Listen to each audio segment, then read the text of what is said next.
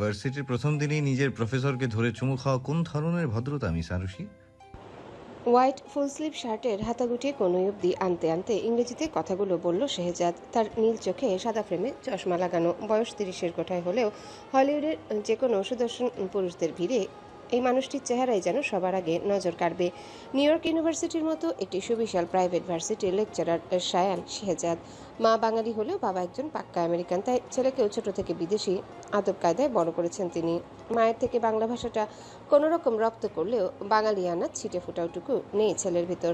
শেহজাদ তার সরু নাকের উপর থেকে চশমাটা ঠেলে উপরে উঠালো। পরপর দুহাত বুকে গুজে দুপা এগিয়ে আরশির সামনে এসে দাঁড়ালো। ক্লাসে পিনপতন, নীরবতা, কারো মুখে টু শব্দটিও নিয়ে, অথচ সবাই জানে আরশি কী কারণে তাকে চুমু খেয়েছিল তখন। যারা আরশিকে বুলি করার জন্য এমন একটা কাজ ওকে করতে বলেছিল তাদের মধ্যে থেকে একটা আমেরিকান মেয়ে বসে থেকে ইংরেজিতে বলে উঠল, প্রফেসর, আমার মনে হয় আপনাকে দেখে লোভ সামলাতে পারিনি। যত সব থার্ড ক্লাস আনকালচার ছেলে মেয়েদের এত বড় ভার্সিটিতে পড়াশোনার সুযোগ করে দেওয়ার মাসুল হিসেবে ফিউচারে আর কত কি যে দেখতে হবে, গড নোস। আমেরিকান মেয়েটার বিদ্রুপ মেশানো কথায় সহসাই চোয়াল শক্ত হলো শেহজাদের। কিন্তু ওই মেয়েকে কিছু না বলে পুরো রাগটা ঝাড়লো আরশির উপর। পশ্চিমা ভাষায় খেকিয়ে বলে উঠল, কি কারণে এমনটা করেছো সেটার উত্তর না দিতে পারলে ভবিষ্যতে আমার ক্লাসে ঢোকার দুঃসাহস দেখাতে এসো না কখনো। এত কিছু শোনার পরও মাথা নিচু করে দাঁড়িয়ে রইল আরশি। মুখ থেকে একটা শব্দ বের করলো না।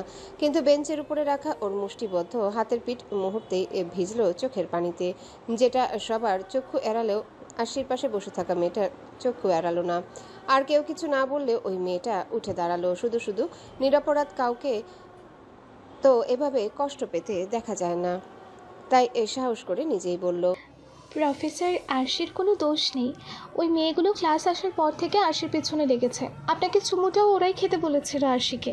এমনকি ওদের কথা মতো কাজ না করলে এখানে আরশিকে পড়তে দেবে না বলে থ্রেট পর্যন্ত দিয়েছিল ওরা।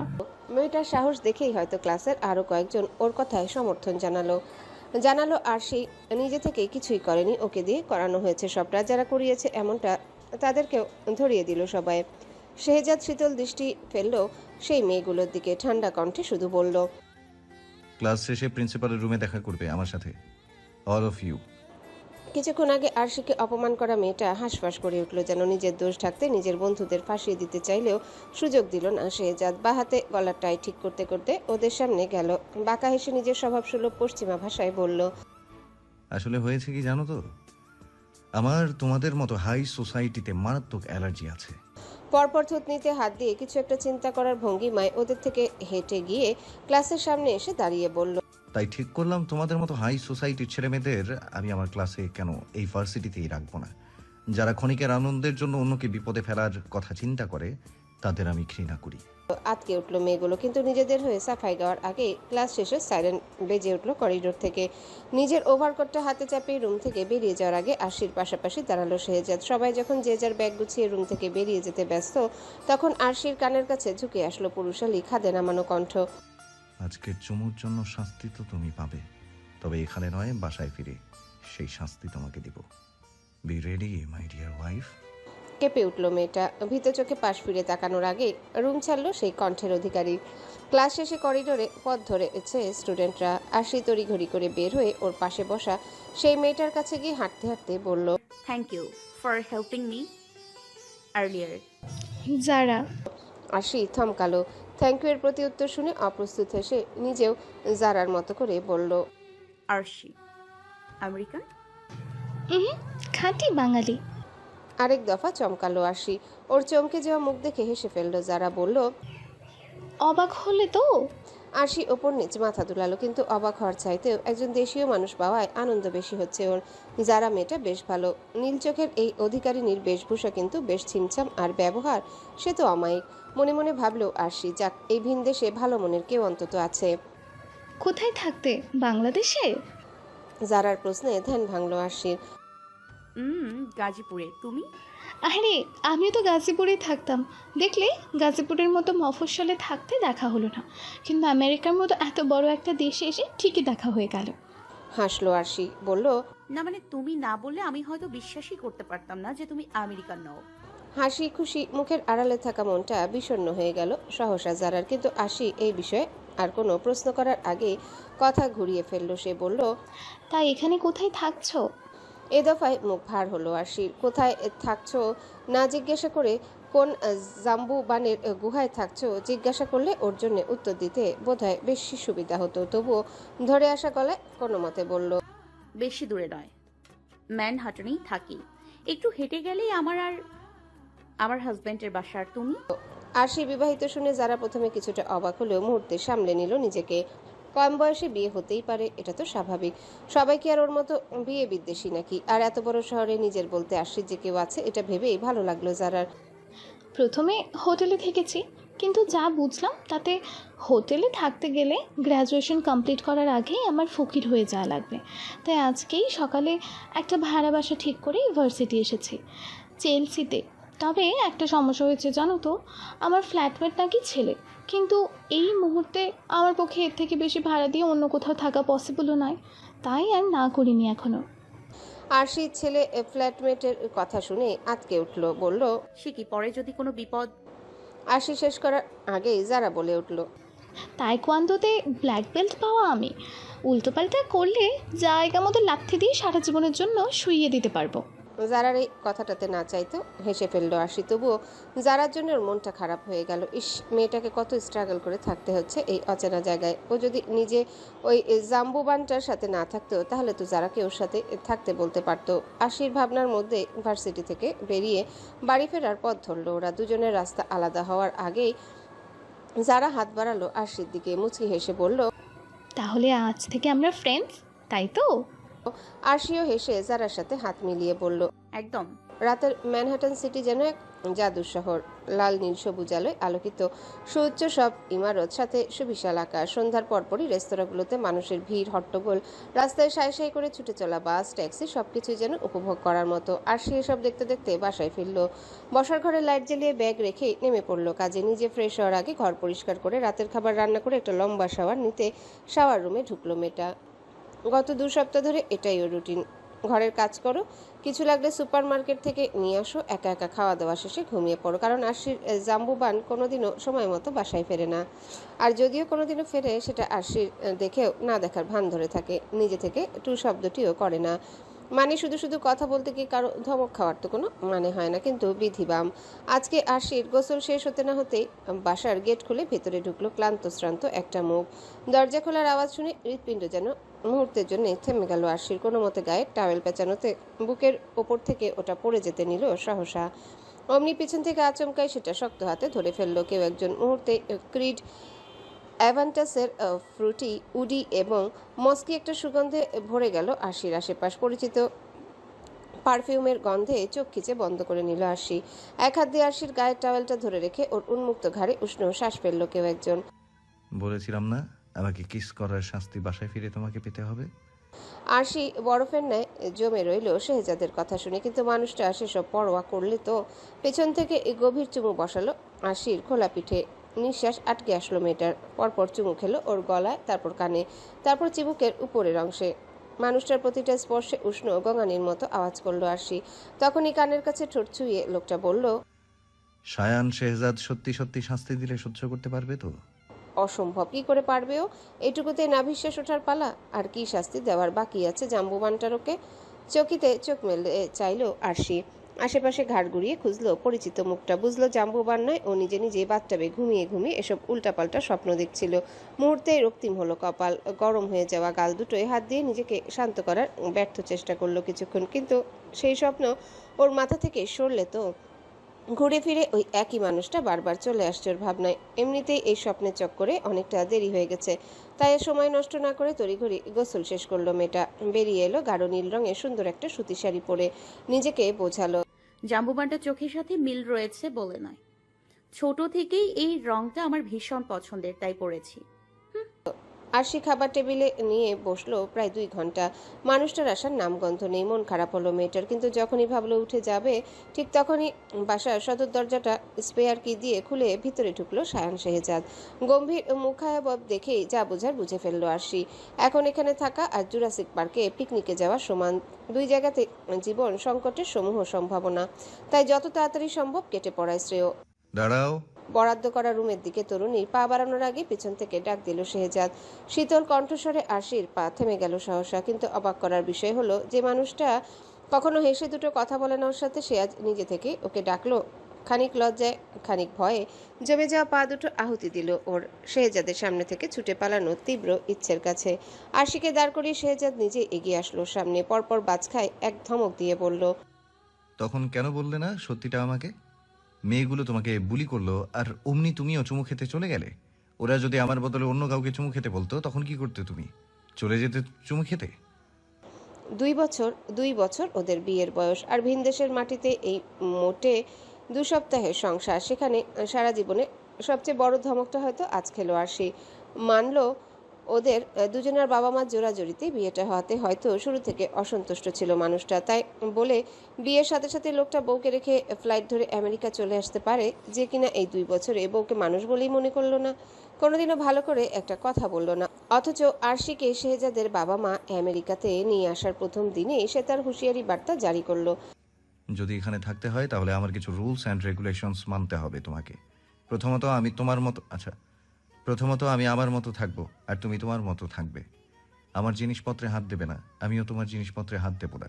আর দ্বিতীয়ত, বউ হয়ে সংসারে থাকার কোনো দরকার নেই। পড়াশোনা করতে এসেছো, মন দিয়ে শুধু ওটাই করবে। আর সব থেকে ইম্পর্টেন্ট রুলস, সব সময় অন্তত 3 ফিটের দূরত্ব মেনটেন করে চলবে আমার থেকে। বুঝতে পেরেছো? কেন ভাই, তুমি কি করোনার রোগী যে 3 ফিটের ডিস্টেন্স মেইনটেইন করে চলতে হবে? মনে মনে ভেঙচি কেটে ভেবেছিল আরশি। আর আজ সেই অ্যাটিটিউডের বস্তা। মিস্টার সায়ান শেহজাদ নিজে থেকে আরশির সাথে এতগুলো কথা বলল, ভালোবেসে বলল? অবশ্যই না। এই জাম্বুবানটা কি কখনো কাউকে ভালোবাসতে পারে? মনে মনে ভোঁস করে দীর্ঘশ্বাস ফেললো আরশি। তার উপর কি করে বুঝাবে জাম্বুবানকে যে পুরো ঘটনাটাতে ও শুধু বেকার বেকার ফেসে যাওয়া একটা নিরীহ বউ। I'm asking you a damn question, idiot! তুমি কি শুনতে পাওনি আমি কি বলেছি? শেহজাদের বকা খেয়ে সম্বিত ফিরল আরশির। মনে মনে ভাবলো, লোকটা কি 4 জোড়া চোখ নিয়েও দেখতে পাচ্ছে না যে ও কি চরম পর্যায়ে অনুতপ্ত? তবুও এভাবে ধমকে যাচ্ছেন উনি। তার অমন এক একটা বাজখায় ধমকে, যেখানে ওর রুহু আত্মা একটু পরপর সফরে যাচ্ছে, সেখানেও উত্তর কি করে দেবে? আর ভয় পেলে আরশি ঠিকঠাক কিছু বলতে গেলেও গুলিয়ে ফেলে। এই যেমন শেহজাদের আরেকটা ধমকের ভয়ে হড়হড়িয়ে বলে উঠল, আমি আমার স্বামীকে কিস করতেই পারি, তাতে আপনার তো কোনো সমস্যা হওয়ার কথা নয় প্রফেসর।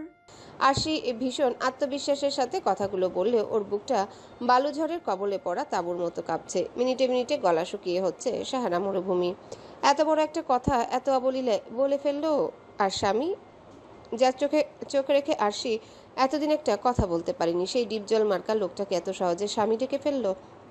এতক্ষণে শক্ত করে রাখা মুখমণ্ডল সহসায় বদলে গেল শেহজাদের, যেখানে এখন স্থান পেয়েছে এক ফালি চৌকস হাসি। অবশ্য সেটা আরশিকে লুকিয়ে। মেয়েটা যেভাবে মাথা নিচু রয়েছে, দেখবে কখন। বুকে বেঁধে রাখা হাত নিচে নামিয়ে ধীরে পায়ে আরশির কাছে আরেকটু এগিয়ে আসলো শেহজাদ। এতটা কাছে এসে দাঁড়ালো যেন 2 ইঞ্চি দূরত্ব রইল না তাদের মধ্যে। 3 ফুটের দূরত্ব তো দূরের কথা। ক্ষণিকের স্বাভাবিকতাটুকু হারিয়ে আবারও মুখের আদল শক্ত হলো।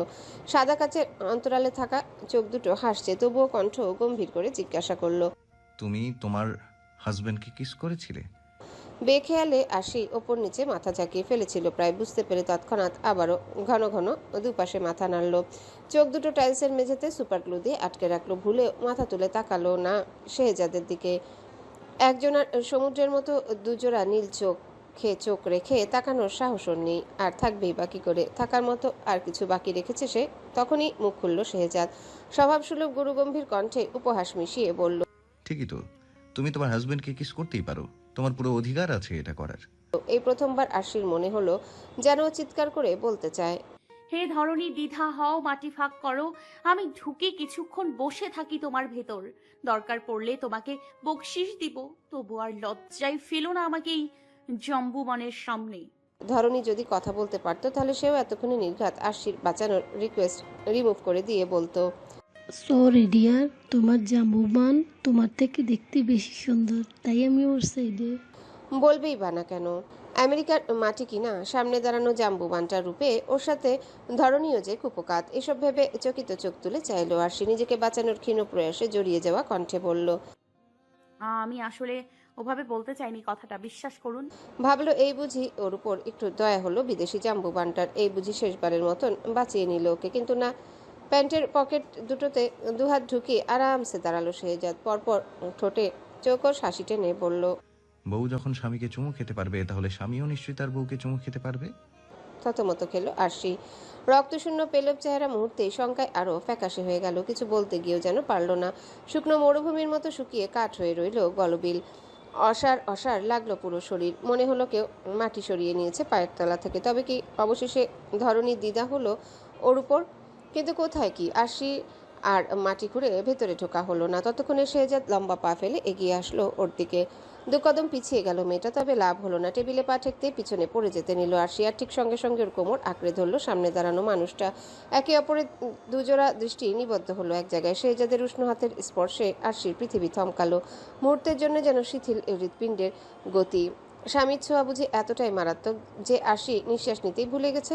ক্ষণিকের জন্য আরশির মনে হলো, না, 19 বসন্ত পর আসা এই তো সেই মানুষ যে একটু হলেও ভাবে ওর কথা, একটু হলেও চিন্তা করে। একে আঁকড়ে ধরেই তো সারা জীবন কাটিয়ে দেয়া যাবে। আর ঠিক তখনই আরশির কোমর ছেড়ে দিল শেহজাদ। ধপাস করে মেয়েটা গিয়ে পড়ল ফ্লোরে। পিছনের হাড্ডি ব্যথায় টনটনিয়ে উঠতেই শুনল শেহজাদের সেই হিমশীতল কণ্ঠ, কি ভেবেছিলে এটা বলবো আমি? হ্যাঁ, ফানি। শায়ান শেহজাদ মরে গেলেও তোমাকে নিজের বউ বলে মেনে নেবে না, যার জন্য আমি আমার নিজের বোনকে হারিয়েছি, আমার শৈশব হারিয়েছি, আমার মায়ের সন্তান হারানোর হাহাকার দেখেছি। সেই মেয়েকে আমি ঘৃণা করি, আর তাকে বউ হিসেবে মেনে নেওয়ার তো প্রশ্নই আসে না। আরশি বাকরুদ্ধ, শুধু ফ্যাল ফ্যাল করে তাকিয়ে রইল সামনের মানুষটার দিকে। ওর প্রতি এত রাগ মানুষটার, কই কেউ তো বললো না কোনোদিন ওকে এসব কথা। আরও কিভাবে শেহজাদের বোনের হারিয়ে যাবার জন্য দায়ী হবে?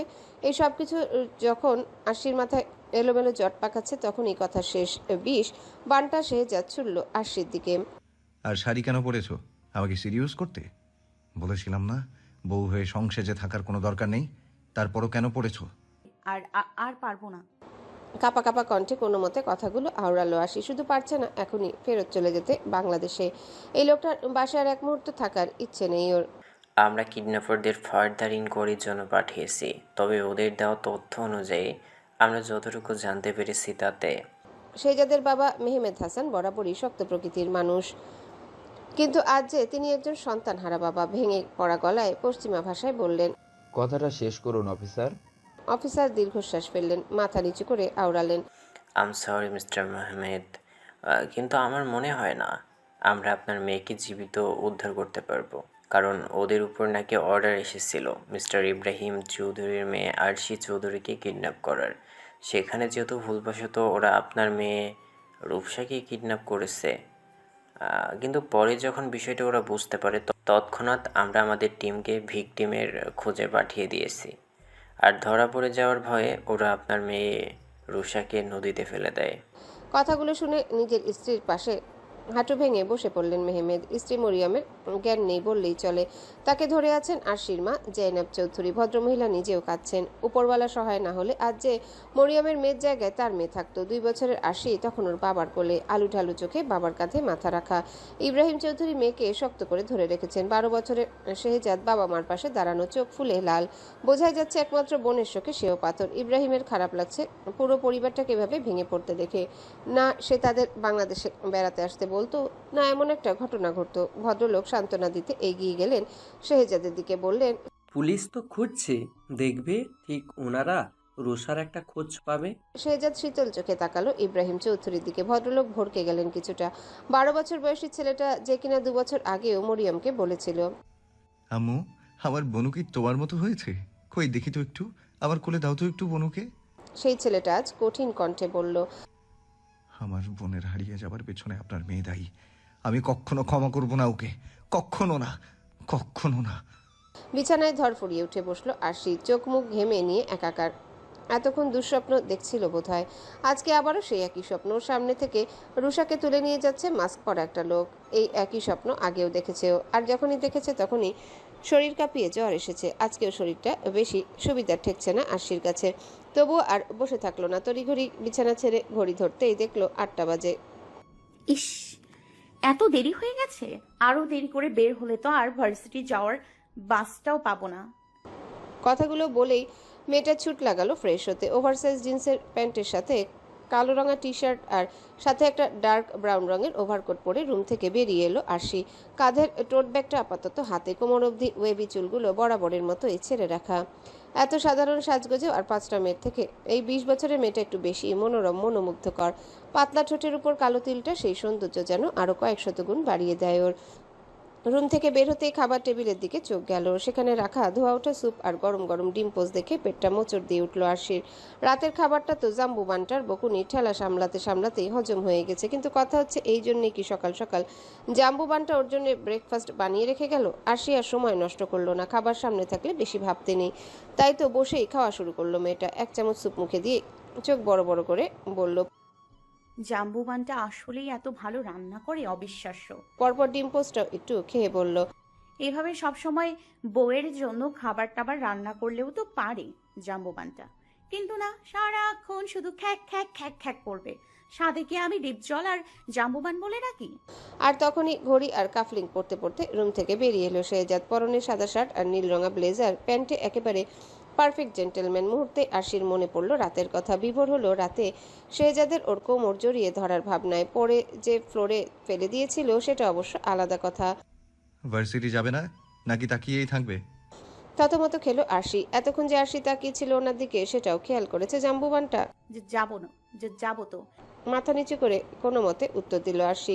জুতো পরে গাড়ির চাবিটা হাতে নিয়ে আরশির দিকে তাকালো শেহজাদ। আবারও রাতের মতো সেই ধুকপুকুনি শুরু হলো বুকের ভিতর মেয়েটার। মানুষটা ওর দিকে তাকালেও যেন খামচে ধরে ওর বুকের ভিতর। আমার ক্লাসে আমি দেরি করে আসলে কিন্তু ঢুকতে দেই না, মাইন্ড ইট। ঢোক গিলল আরশি। কথাগুলো বলেই দরজা খুলে বেরিয়ে গেল শেহজাদ। 19 বছর বয়সী মেয়েটা আবারও তারই রহস্যে ঘেরা বলিষ্ঠ পুরুষটির প্রস্থান পানে চেয়ে রইল নির্নিমেষ। সকালটা শুরু হলো পূবের আকাশে লাল কমলা ও গোলাপি রঙা সূর্যের আভা ছড়িয়ে। যে রঙের প্রতিফলন ঘটল জারার রুমের কাচের দেয়ালে। চোখ ডলতে ডলতে ঘুম ভাঙল মেয়েটার। ঘাড় অবধি ছোট ছোট চুলগুলোকে হাত দিয়ে আরো এলোমেলো করে নেমে পড়লো বিছানা থেকে। গন্তব্য ফ্রেশ হতে হবে, ভার্সিটি যেতে হবে, তার উপর পার্ট টাইম একটা জবও খুঁজতে হবে। জমানো টাকা প্রায় শেষের পথে। আপাতত একটা কফি শপ বা কেক পেস্ট্রির দোকানে পার্ট টাইম জব করতে পারলেও লাভ। এসব ভাবতে ভাবতে ঘুম চোখে রুমের বাইরে বের হতেই বাঁধল বিপত্তি। কিচেনে কোনো এক ভীষণ ফর্সা বিদেশি বাদর শুধু একটা নিম্ন বস্ত্র পরে লাফাচ্ছে। পুরো শরীরে কাপড় আর কোনো ছিটে ফোঁটাও নেই। দিনের আলো চোখে সয়ে আসতেই চোখ পিটপিট করে যারা আবারও দেখলো কিচেনের সামনেটা। মানুষটার পিছনে দাঁড়িয়ে বুঝলো এটা বাদর নয়, মানুষ, যে কিনা বর্তমানে গানের তালে তালে তার পশ্চাৎ দেশ ঢুলিয়ে দেখানো শুরু করেছে যারাকে। মেজাজ খারাপ হলো মেয়েটার। সাউন্ড বক্সের বিকট শব্দে বাজতে থাকা বিদেশি গানটা যারা বন্ধ করে দিতেই সামনে থাকা মানুষটারও পশ্চাৎ দেশ দোলানো বন্ধ হলো। সাউন্ড বক্স বন্ধ হওয়ার হেতু খুঁজতেই নাক মুখ কুচকে পিছনে ফিরল লোকটার। তখনই প্রথমবারের মতো একজোড়া সোনালি চোখ গিয়ে পড়লো সামনে দাঁড়িয়ে থাকা বাঙালি মেয়েটার উপর। ছোট ছোট চুল আর নীল চোখে যারাকে প্রথম দেখেই উন্মুক্ত বুকের বাঁ পাশে হাত রাখলো মানুষটা। পুরো ঠোঁটের ফাঁক দিয়ে ঠিকরে থেমে থেমে বের হলো যারার রূপের প্রশংসা। My goodness, what a beauty. পরপর কাউন্টার টেবিলের উপর থেকে হাত বাড়িয়ে বলল, hello, I am ion, the great ion Hunter. नाम तो सुना ही होगा। बाय द वे, तुम्हारा नाम? और मे आई कॉल यू माई बाटरफ्लाई? যারা কিছুটা অবাক হয়ে আয়ানের দিকে তাকিয়ে রইল কিছুক্ষণ। পরপর মনে মনে ভাবলো, এই বিদেশি বানরটা বাঙালি। যারা আয়ানের বাড়িয়ে দেওয়া হাত আর 32 পাটি দাঁতকে সম্পূর্ণ অবজ্ঞা করে উল্টো ঘুরে হাঁটা দিল নিজের রুমের দিকে। তখনই পেছন থেকে আয়ান বলে উঠল, তোমার নাম যে যারা সেটা কিন্তু আমি জানি, আর আমি এটাও জানি যে তুমিও বাঙালি, এ বাড়ির হোমওনার। কাল রাতে আমাকে বলেছে। আয়ানের সোনালি চোখ জোড়া চকচক করছে, মুখে বিস্তর হাসি নিয়ে পরপর বলল, যদিও ভেবেছিলাম আমার নতুন ফ্ল্যাটমেটের সাথে রাতেই বেশ ভালো আড্ডা দেওয়া যাবে, কিন্তু এসে দেখি তুমি দরজা আটকে অলরেডি নাক ডাকা শুরু করে দিয়েছ। যদিও সুন্দরী মেয়েরা নাক ডাকে না, কিন্তু তুমি তো সুন্দরী নও, তুমি হলো বিউটি উইথ ব্রেন টাইপ সুন্দরী। তাই এই থিওরিটা তোমার জন্য নয়, বাকিদের জন্য। এক নিঃশ্বাসে এতগুলো কথা বলে থামলো ছেলেটা। অপেক্ষা করলো যারার পিছন ঘুরে তাকানোর। মেয়েটা কিছু একটা বলুক, ওকে হলো তাই। যারা হাঁটা থামিয়ে আয়নের দিকে ফিরে কোমরে হাত রাখলো, চোখ ছোট ছোট করে বলল, তাহলে হোমওয়ানার নিশ্চয়ই আপনাকে এটাও বলে দিয়েছে যে এখন থেকে এই বাসায় কিছু রুলস অ্যান্ড রেগুলেশন চালু হবে, যেখানে আমি পার্টি এবং আপনি পার্টি বি। পরপর কাউন্টার টেবিলের দিকে একটু এগিয়ে এসে বলল, আজ থেকে পার্টি এর উপস্থিতি পার্টি বির বাসায় কোনো উল্টাপাল্টা করলে সোজা হোম ওয়ানারের কাছে বিচার যাবে। পার্টি বি বাসায় মেয়েবাজি করলে, ছেলেদের নিয়ে আড্ডা দিলে সোজা হোম ওনারের কাছে বিচার যাবে। চিড়িয়াখানা ছেড়ে এখানে এসে গান ছেড়ে নাচানাচি করলে সোজা হোম ওনারের কাছে বিচার যাবে। আর পার্টি এর সাথে ফ্লার্ট করতে আসলে। যারা কথাটা শেষ করার আগেই আয়ান বলে উঠল, ওয়েটলে মমি কেস সোজা হোমওনারের কাছে বিচার যাবে, তাই তো? যারা আরেক দিক ফিরে ঠোঁট বাঁকালো। পরপর আয়ানের চোখে চোখ রেখে উপহাসের স্বরে বলল, ভুল। ফ্লার্ট করতে আসলে জায়গা মতো এমন লাথি পড়বে যে 3 দিনেও হুঁশ ফিরবে না। যারা শেষের কথাটাই ঢোক গিলল আয়ান। একটু নিচু হয়ে আসল জায়গা হাত দিয়ে ঢেকে অপ্রস্তুত হাসলো, কোনো মতে বলল, কুল কুল ডাউন বাটারফ্লাই। শুরুতেই আমার ফিউচার জেনারেশন নিয়ে ফুটবল খেলার কি দরকার বলো? এখনও বইয়ের মুখ দেখলাম না, তার আগেই যদি... যারা আর দাঁড়ালো না, নিজের রুমে যেতে যেতে উঁচু গলায় বলল, ফিউচার জেনারেশন বাঁচাতে হলে আমার থেকে দূরত্ব বজায় রেখে চলুন mister mister Ayaan Hunter. Manhattan সিটির আকাশ আজ মেঘাচ্ছন্ন। গগনচুম্বী ভবনগুলো যেন সেই মেঘ ভেদ করে দাঁড়িয়ে থাকা এক একটা ক্লাউড ফরেস্ট। জনসমাগমে কানায় কানায় পূর্ণ থাকা সেন্ট্রাল পার্কে মানুষের আনাগোনা সবে বাড়তে শুরু করেছে। তার মধ্যে থেকে ঘন ঘন শ্বাস ফেলে দৌড়াচ্ছে আরশি। ভার্সিটি যাওয়ার বাস মিস করেছে, এখন ওর একমাত্র ভরসা এখানকার সাবওয়ে ট্রেন। কিন্তু ভাগ্যবোধ হয় আজকে প্ল্যাটফর্মে পৌঁছাতে পারলেও 2 সেকেন্ড দেরি করে আসায় মুখের উপর ট্রেনের দরজাটা বন্ধ হয়ে গেল। ফলস্বরূপ কাঁধের টোট ব্যাগটা হাতে নামিয়ে মাথা নিচু করে প্ল্যাটফর্ম ছাড়তে হলো ওকে। একটু আগে যে মেয়েটা দৌড়াচ্ছিল সেই মেয়েটার হাতার গতি এখন স্বাভাবিকের চাইতেও শিথিল। মনে মনে ভাবলো এখন যদি হেলিকপ্টার করেও ভার্সিটিতে যায় তবুও শেহজাদকে ক্লাসে ঢুকতে দেবে না। মুহূর্তে ম্যানহাটনের সমস্ত মেঘ যেন জমা হলো আরশির আননে। ঠোঁট উল্টে আকাশের দিকে তাকিয়ে বলল, আপনি কেন এত পচা জাম্বুবান? নিজে গাড়ি করে ভার্সিটি গেলেন, সাথে করে বউটাকেও তো একটু নিয়ে যেতে পারতেন, কিন্তু না। তাহলে ওনার 3 ফিটের ডিস্টেন্স মেইনটেইন কে করবে? পারে তো ফিতে দিয়ে মেপে মেপে দূরত্ব বজায় রেখে চলেন আমার সাথে। কিন্তু অন্তরিক্ষের অন্তরে আরশির আর্তনাদ না পৌঁছালেও ফেরেশতার মতো এক আগন্তুকের আগমন ঘটল ওর পাশে। যদিও ফেরেশতা না যমদূত সেটা তো পরে বোঝা যাবে, কারণ হুট করে কাউকে ফেরেশতা মনে করা বোকামি ছাড়া কিছুই নয়। সফেদ রঙা গাড়িতে বসে থাকা সেই আগন্তুক নিজে থেকে আরশিকে জিজ্ঞাসা করলো, do you need a ride ma'am? ফ্যাসফেসি পুরুষালী কণ্ঠ শুনে পাশ ফিরে চাইলো আরশি। সম্পূর্ণ কালো লেদার জ্যাকেট, প্যান্ট আর মাস্ক পরিহিত একটা লোক গাড়ির ড্রাইভিং সিটে বসে কথাটা জিজ্ঞাসা করেছে ওকে, রাইড নেবে কি নেবে না। এক মুহূর্তে ভাবলো আরশি, কিন্তু এই মুহূর্তে ভাবার চাইতে ক্লাস ধরাটা বেশি জরুরি। তাই তো আগন্তুক লোকটাকে উবার ড্রাইভার মনে করে বলে বসলো, it would be a great help if you can give me a ride to my uni. Don't worry, I will pay for the ride.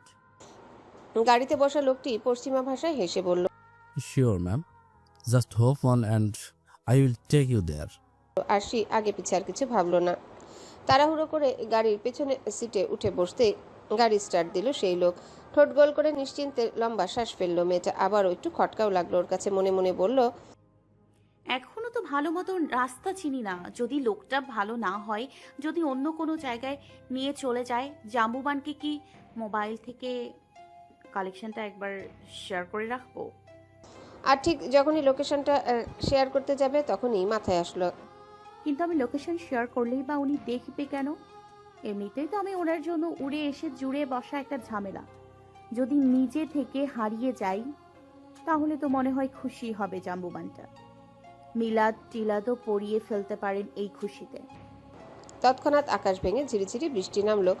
ভীষণ ব্যস্ত এই শহরটায়। অবাক চোখে জানালার বাইরে তাকালো আসে, কিন্তু মুখ বাড়িয়ে বৃষ্টি দেখার আগেই ড্রাইভিং সিটে বসা লোকটা গাড়ির জানালা তুলে দিল। ভড়কে গেল। একে তো মনের ভিতর কু ডাকছে, তারপর এইভাবে লোকটা গাড়ির জানালা তুলে দিল কেন? ভাবলো নেমে যাবে। আজকে দেরি যখন হয়েছে তখন আর ভার্সিটি যেয়ে কাজ নেই। এখানে নামলো একটা বাস ধরে সোজা বাসায় চলে যেতে পারবে ও। কিন্তু ড্রাইভারকে গাড়ি থামাতে বলতেই গাড়ির গতি আরো বাড়িয়ে দিল লোকটা। কুটিল হেসে পশ্চিমা ভাষায় বলল, এত অস্থির হচ্ছেন কেন ম্যাম? আপনি না ভার্সিটি যাবেন? আমি তো আপনাকে সেখানেই নিয়ে যাচ্ছি। আশি শুকনো ঢোক গিলল। কাপা কাপা হাতে শেহজাদকে কল দিল। একবার, দুবার, তিনবার রিং হলো, কিন্তু শেহজাদ সেই কল রিসিভ করলো না। এদিকে গাড়ির দরজাটা লক করে রেখেছে লোকটা, চাইলেও সেটা খুলতে পারছে না আরশি। আবার নিজের ফোনের দিকে তাকালো মেয়েটা, কিন্তু ঠিক যখনই ও 919 নাম্বারটা ডায়াল করতে যাবে তখনই প্রচণ্ড গতিতে গাড়ি ঘোরালো সেই লোক। মোবাইল ছিটকে নিচে পড়ে গেল আরশির হাত থেকে। বিকট শব্দে ওর মাথা গিয়ে ঠেকলো কাচের জানালায়। আচমকা আঘাতে ওখানে জ্ঞান হারালো মেয়েটা। চোখ বন্ধ হওয়ার আগে শুধু বিড়বিড় করে বলল, শেহজাদ, শেহজাদ, প্লিজ বাঁচান আমাকে, প্লিজ শেহজাদ। দেখলে, কতবার বললাম দেখে কাজ করো, দেখে কাজ করো। হাতটা যাবার কেটো না সবজি কাটতে গিয়ে, কিন্তু না, গিন্নির আমার সব কাজে তাড়াহুড়ো করতেই হবে। স্ত্রী জৈনেব চৌধুরীর হাত নিজের কোলের উপর রেখে কথাগুলো বললেন আরশির বাবা ইব্রাহিম চৌধুরী। পরপর হাঁক ছুড়লেন বাড়ির কাজে সহযোগিতা করা হারুকে ডাকতে। কই রে হারু, তোর গিন্নিমা হাত কেটেছেই, তাড়াতাড়ি আমার টেবিল থেকে ফার্স্ট এইডের বক্সটা নিয়ে আয় তো। ও হ্যাঁ, সাথে একটু তুলো আর সেভলনও নিয়ে আসিস। জৈনেব পাশেই বসা ছিলেন, স্বামীকে দেখছিলেন মুগ্ধ হয়ে। এই বয়সে বইয়ের প্রতি কত যত্ন লোকটার। ইব্রাহিম চৌধুরী হাঁকডাক শেষ করে স্ত্রীর দিকে তাকালেন, চোখে মায়া মিশিয়ে শুধালেন, বেশি ব্যথা করছে গিন্নি? কি নিয়ে সারাক্ষণ এত ভাবো বলো তো? এত উদাসীন হলে চলবে? দিন দিন বয়সটা বাড়ছে না কমছে বলো তো তোমার? এবারটায় মুখ খুললেন প্রৌঢ়া, দীর্ঘশ্বাস ফেলে বললেন, আসলে মেয়েটার কথা এত মনে পড়ছে না। ওখানে কেমন আছে, কি খাচ্ছে, আদৌ খাচ্ছে কিনা, কিছুই তো ভালো করে বলে না। জানোই তো কি মুখ চোরা স্বভাবের মেয়েটা। বুক ফাটবে তবু মুখ ফুটবে না ওর। ইব্রাহিম চৌধুরী স্ত্রীর কাঁধে আলতো চাপ দিয়ে বললেন, তুমি শুধু শুধু চিন্তা করছো গিন্নি। আর ওখানে কি আমাদের মেয়ে একা নাকি? শেহজাদ আছে না ওর সাথে? জৈনব চৌধুরী তবু উসখুস করলেন, অবশেষে মুখ ফসকে বলেই ফেললেন, আসলে আমার না কেন যেন আজকে সকাল থেকেই মনটা ভীষণ কুগাইছে। মেয়েটা ভালো আছে তো? এক কাজ করো, মেয়েটাকে একটা কল দাও, কিছুক্ষণ কথা বলো, দেখবে এসব কুগাওয়া টাওয়া কোথায় পালিয়ে গিয়েছে। ইব্রাহিম চৌধুরীর কথা শেষ হতে দেরি হলো, কিন্তু জৈনবের মেয়েকে কল দিতে দেরি হলো না। ইব্রাহিম চৌধুরী পাশ থেকে বললেন, স্পিকারে দাও তো ফোনটা, আমিও শুনি তোমরা মা মেয়ে আবার আমার নামে নিন্দে টিন্দে করো কি না। আমি আপনার নামে নিন্দে করি? করো না বলছো গিন্নি? তুমি তো কল দিয়েই 1 ঘন্টা আগে আমার বিরুদ্ধে মেয়ের কাছে নালিশ ঠুকে নাও, পরে বাকি কথা বলো। ইব্রাহিম চৌধুরী হেসে হেসে কথাগুলো বললেও মুহূর্তে তার হাসি সব উধাও হয়ে গেল। জৈনেব যেন জমে গেলেন সহসা। কয়েকবার রিং হয়ে কলটা কেটে যেতেই দুশ্চিন্তা বাড়ল তাদের। জৈনেব আহত চোখে স্বামীর পানে চেয়ে বললেন, মেয়েটা তো ফোন ধরছে না। Today we will be discussing statistics. Does anyone have any question before we begin? গ্যালারির মতো সুবিশাল ক্লাসরুমটিতে প্রায় শখানেক স্টুডেন্টের ক্লাস নিচ্ছে শেহজাদ। কঠোর মুখাবয়ব দেখে বোঝার উপায় নেই যে তার নীলাভ চোখ জোড়া রুমটির এদিক ওদিক খুঁজছে কোনো একজনকে। কিন্তু না, ক্লাসের কোথাও যখন আরশির দেখা সেই চোখ জোড়া পেল না, তখনই শুভ্র ললাটে ভাঁজ পড়ল শেহজাদের। একটু আগেও তো মেয়েটাকে ভার্সিটি আসার জন্য রেডি হয়ে টেবিলে বসা দেখেছিল, তাহলে কি এখন এসে পৌঁছাতে পারেনি? কণ্ঠে শ্লেষ্মা দূর করে আবারও বোর্ডের দিকে ফিরল মানুষটা, কিন্তু মনোযোগ আর দিতে পারল কই। সব তো ওই একরত্তি মেয়ে নিয়ে বসে আছে। অচেনা শহর, কোনো বিপদ আপদ হলে ব্যাস শেহজাদের ক্লাস নেয়ার দফারফা হয়ে গেল। তখনই আরশি কোনো বিপদে পড়তে পারে এই খেয়ালটা ওর মাথায় আগে আসলো না কেন? বিরক্তি চসূচক শব্দ করে প্যান্টের পকেট থেকে মোবাইলটা বের করতে স্ক্রিনে জলজল করে উঠলো সেভ করা একটা নাম্বার, যেখান থেকে একটু আগেই পরপর 3বার কল এসেছে। নাম্বারটা দেখে কিছু একটা হলো ওর বুকের ভেতর, যেটা আগে কখনো হয়নি। আগেও তো কতবার আরশির কল ইগনোর করেছে, কই তখন তো এমন লাগেনি। শেহজাদ সময় নষ্ট করলো না, ক্লাসরুম থেকে বের হয়ে কল ব্যাক করলো ওই নাম্বারে। চোখ বন্ধ করে মনে মনে চোখলো, Arshi, pick up the phone. Pick up the phone, idiot. অপর পাশ থেকে কোনো সাড়া না পেয়ে বাসার সিসিটিভি ক্যামেরা চেক করলো শেহজাদ। দেখলো বের হওয়ার দরজার সামনে আরশির বাসায় পড়া জুতো জোড়া রাখা, তার মানে বাসায় নেইও। মানুষটার শুভ্র আননে স্পষ্ট চিন্তার ছাপ, সরু নাকের ডগায় বিন্দু বিন্দু শ্বেতকণিকারা স্থান গেড়েছে। এই এক মেয়ার কত ভোগাবে ওকে? কোন আক্কেলে যে মেয়েটাকে ভাবে একা একা চলাফেরা করতে অ্যালাউ করলো? এখন যদি রুষার মতো আরশিও। হ্যালো শেহজাদ। পুরুষালী কণ্ঠে বিভ্রম কাটলো শেহজাদের। ঠান্ডা ঘামে কপালটাও ভিজে উঠেছে, সেটাকে সম্পূর্ণ উপেক্ষা করে বলল, Ayaan, I need your help, buddy. একটা লোকেশন ট্র্যাক করতে হবে, ফাস্ট। ফোনের অপর পাশের মানুষটা নড়ে চড়ে বসলো নিজের চেয়ারে। শেহজাদকে এতটা উদ্গ্রীব হয়ে কথা বলতে যে এইবার প্রথম শুনলো। তুই শান্ত হ ভাই, কার লোকেশন ট্যাগ করতে হবে আর কি হয়েছে? শেহজাদের উদ্ভ্রান্ত কণ্ঠস্বর শান্ত হলো না, আর না শান্ত হলো সে নিজে। বারবার রুষার হারিয়ে যাওয়া স্মৃতি যেন মস্তিষ্ক কুড়ে কুড়ে খাচ্ছে। সেভাবেই বলল, My wife, Arushi, she is missing Ayan, and I need you to find her at any cost. C class black Mercedes গাড়ির সর্বোচ্চ গতিসীমা ঘন্টায় 250 কিলোমিটার। সেখানে ব্রুকলিনের একটি রাস্তায় 300 কিলোমিটার গতিবেগে এটি চালাচ্ছে শেহজাদ। ওর পিছনে পিছনে আসছে আয়ান সহ পুলিশের একটি পুরো টিম, কিন্তু তারাও যেন শেহজাদের গাড়িটাকে ফলো করতে গিয়ে হাঁপিয়ে উঠছে একটু পরপর। এত জোরে কেউ গাড়ি চালায় যেখানে ম্যানহাটন থেকে ব্রুকলিনে আসতে প্রায় 1 ঘন্টা লাগে, সেখানে মাত্র 20 মিনিটে এসে পৌঁছেছে শেহজাদের গাড়ি। ব্রুকলিন ব্রিজের সামনে আসতে শেহজাদের চোখে পড়ল অন্য গাড়িগুলোর সাথে পাল্লা দিয়ে চলা একটা সাদা গাড়ির উপর। খটকা লাগতে আয়ান ফোনে বলে উঠল, শেহজাদ, ভাবির ফোনের সিগন্যাল তোর সামনের ওই সাদা গাড়িটা থেকে আসছে, আটকা ওকে। আয়ান বলার সাথে সাথে গাড়ির এক্সিলেটরে প্যাডেলে চাপ বাড়ালো শেহজাদ। মুহূর্তেই ধুলো উড়িয়ে সাদা গাড়িটাকে ওভারটেক করে সামনে থেকে ঘেরাও করলো শেহজাদের ব্ল্যাক মার্সিডিজ। পেছন থেকে কিডন্যাপারের গাড়িটা যেন পালাতে না পারে সেজন্য আয়ান আরও টিম তো আছেই, তারাও ঘেরাও করলো পেছন থেকে। মার্সিডিজের দরজা খুলে বেরিয়ে এলো শেহজাদ। লম্বা পা ফেলে এগিয়ে গেল কিডন্যাপারের সাদা গাড়িটার কাছে, সোজা গিয়ে ঘুষি বসালো গাড়ির জানালায়। পাগলের মতো মুষ্টাঘাতে কাঁচ ফুটে জখম হলো মুঠির গোড়া, কিন্তু শেহজাদের থামার নাম গন্ধ নেই। এই পর্যায়ে গাড়ির জানালার কাঁচ ভাঙলো।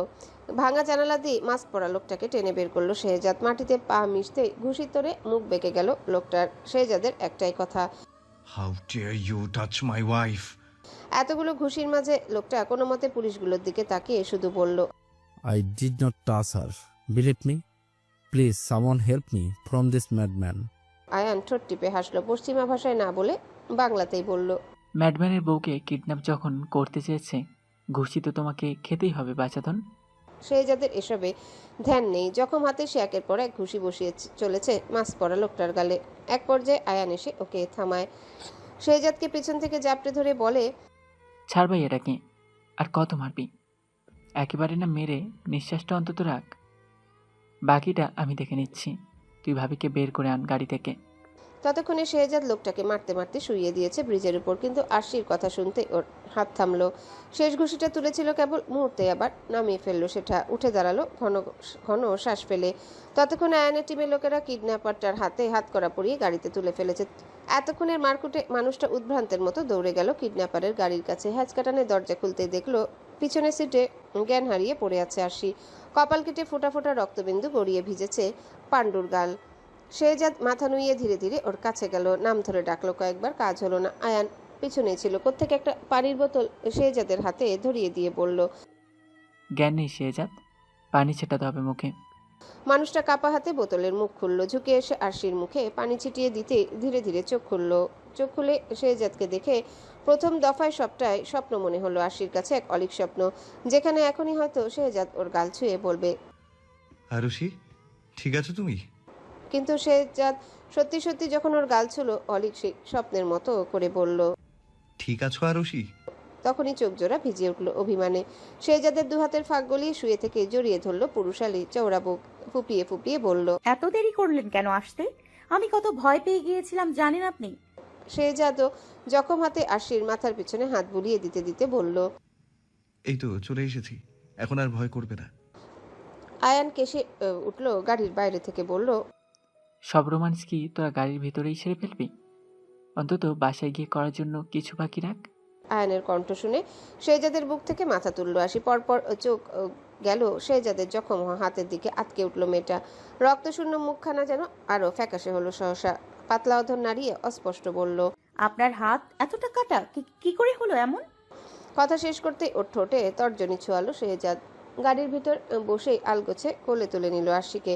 মেয়েটাকে তুলোর মতো হাতে জাগিয়ে বেরিয়ে এলো গাড়ি থেকে। শেহজাদ এখন যতটা শান্ত, আরশি ততটাই হতবাক হতবুদ্ধ। বিস্ময় তোরে চোখে ছানা পড়া আর চোয়াল ঝুলে পড়ার জোগাড়। ওর জাম্বুবানের কোলে, তাও এত কিছু হয়ে যাওয়ার পর এটাও সম্ভব? শেহজাদ আরশিকে কোলে নিয়ে গাড়ি থেকে নামতে আয়ান ওদের কাছে আসলো। কিছু পুলিশ এখনো দাঁড়িয়ে ওদের গাড়ির সামনে। লজ্জায় শেহজাদের বুকে মুখ লুকালো আরশি। ছিছি, এতগুলো মানুষ দেখে ফেললো, এত বড় মেয়ে বরের কোলে উঠেছে। আরশি যতটা লজ্জা পাচ্ছে আয়ান ঠিক ততটাই স্বাভাবিক কণ্ঠে শেহজাদকে জিজ্ঞাসা করলো, তুই ড্রাইভ করতে পারবি? না, আমি এগিয়ে দেবো তোদের। শেহজাদ গম্ভীর কণ্ঠে শুধু বলল, পারবো, Beside, I need to talk to her alone. আয়ানের সোনালি চোখ জোড়ায় দুষ্টুমির ছাপ স্পষ্ট, দুহাত উপরে তুলে ঠোঁট গোল করলো, টেনে টেনে বলল, ওকে, বিপদ যখন কেটে গেছে তখন আমি আর এখানে থেকে কাবাব মেয়ে হাঁটতে হবো না। পরপর কপালে স্যালুট করার ভঙ্গিতে দু আঙ্গুল ঠেকিয়ে বিদায় জানালো, কিন্তু যাওয়ার সময় শেহজাদের কানে কানে বলল, আর যদি চাচা টাচা হয়ে যায় খুব একটা অবাক হবো না কিন্তু। আশি কথাটা না শুনলেও শেহজাদ চোখ গরম করে দেখালো আয়ানকে। যেতে যেতে আবারও ফিসফিস করে বলল, বেস্ট অফ লাক ভাই, আজকে প্রমাণ করে দে যে তুই আমার বন্ধু। আয়ানের কথায় এবার আর তেমন কোনো প্রতিক্রিয়া দেখালো না শেহজাদ। আশিকে কোলে নিয়ে পা বাড়ালো নিজের গাড়ির দিকে। কালবৈশাখী ঝড়ের আগে আশেপাশ যেমন থম মেরে থাকে, তেমনই থম মেরে আছে মানুষটা। বকাবকিও করছে না আশিকে। এত ভালো কবে থেকে হলো এই লোক, নাকি আবার কোনো ঝড় উঠানোর পূর্ব প্রস্তুতি নিচ্ছে মনে মনে? সেই ঝড় সামলাতে পারবে তো আশি? ইডিয়াট, কোনো কমন সেন্স নেই? এই বুদ্ধি ধার করে এসেছো তুমি অ্যাব্রোড পড়াশোনা করতে? আশি কিভাবে ওই কিডন্যাপার লোকটার খপ্পরে পড়েছিল সেটা শুনে কথাগুলো বলল শেহজাদ। ফর্সা মুখশ্রীতে স্পষ্ট বিরক্তির ছাপ। পারে তো গাড়ি থেকে এক্ষুনি ছুঁড়ে ফেলে দেয় মেয়েটাকে। হঠাৎ করে শেহজাদের এমন কড়া কড়া কথায় ওইটুকু মন ভেঙে চুরমুর হয়ে গেল আশির। শাসা গতিতে ব্রুকলিনের ব্যস্ত রাস্তায় ছুটছে ওদের গাড়ি। জানালা দিয়ে ফুরফুরে হাওয়া এসে ভিড়েছে আশির খোলা চুলে। এলোমেলো উঠছে সেগুলো। মেয়েটা এক হাতে কিছু চুল কানের পিছনে গুজলো, বুকে চিবুক ঠেকিয়ে মিহিসরে বলে, আমি ধার করে কেন আনবো বুদ্ধি? ও, তার মানে কিডন্যাপারের গাড়িতে নিজের বুদ্ধিতে উঠেছিলে? আপনি কিন্তু আরশির ক্ষীণ প্রতিরোধ শুনতে পেল না বোধহয় শেহজাদ অমনভাবে বলল, এরকম জানলে আমি ভুলেও তোমাকে বাঁচাতে আসতাম না। তুমি আসলে বয়সেই বড় হয়েছো আরুষি। হাবভাব এখনো ছোটবেলার মতোই রয়ে গেছে তোমার। মাথায় একটুও বুদ্ধি নেই।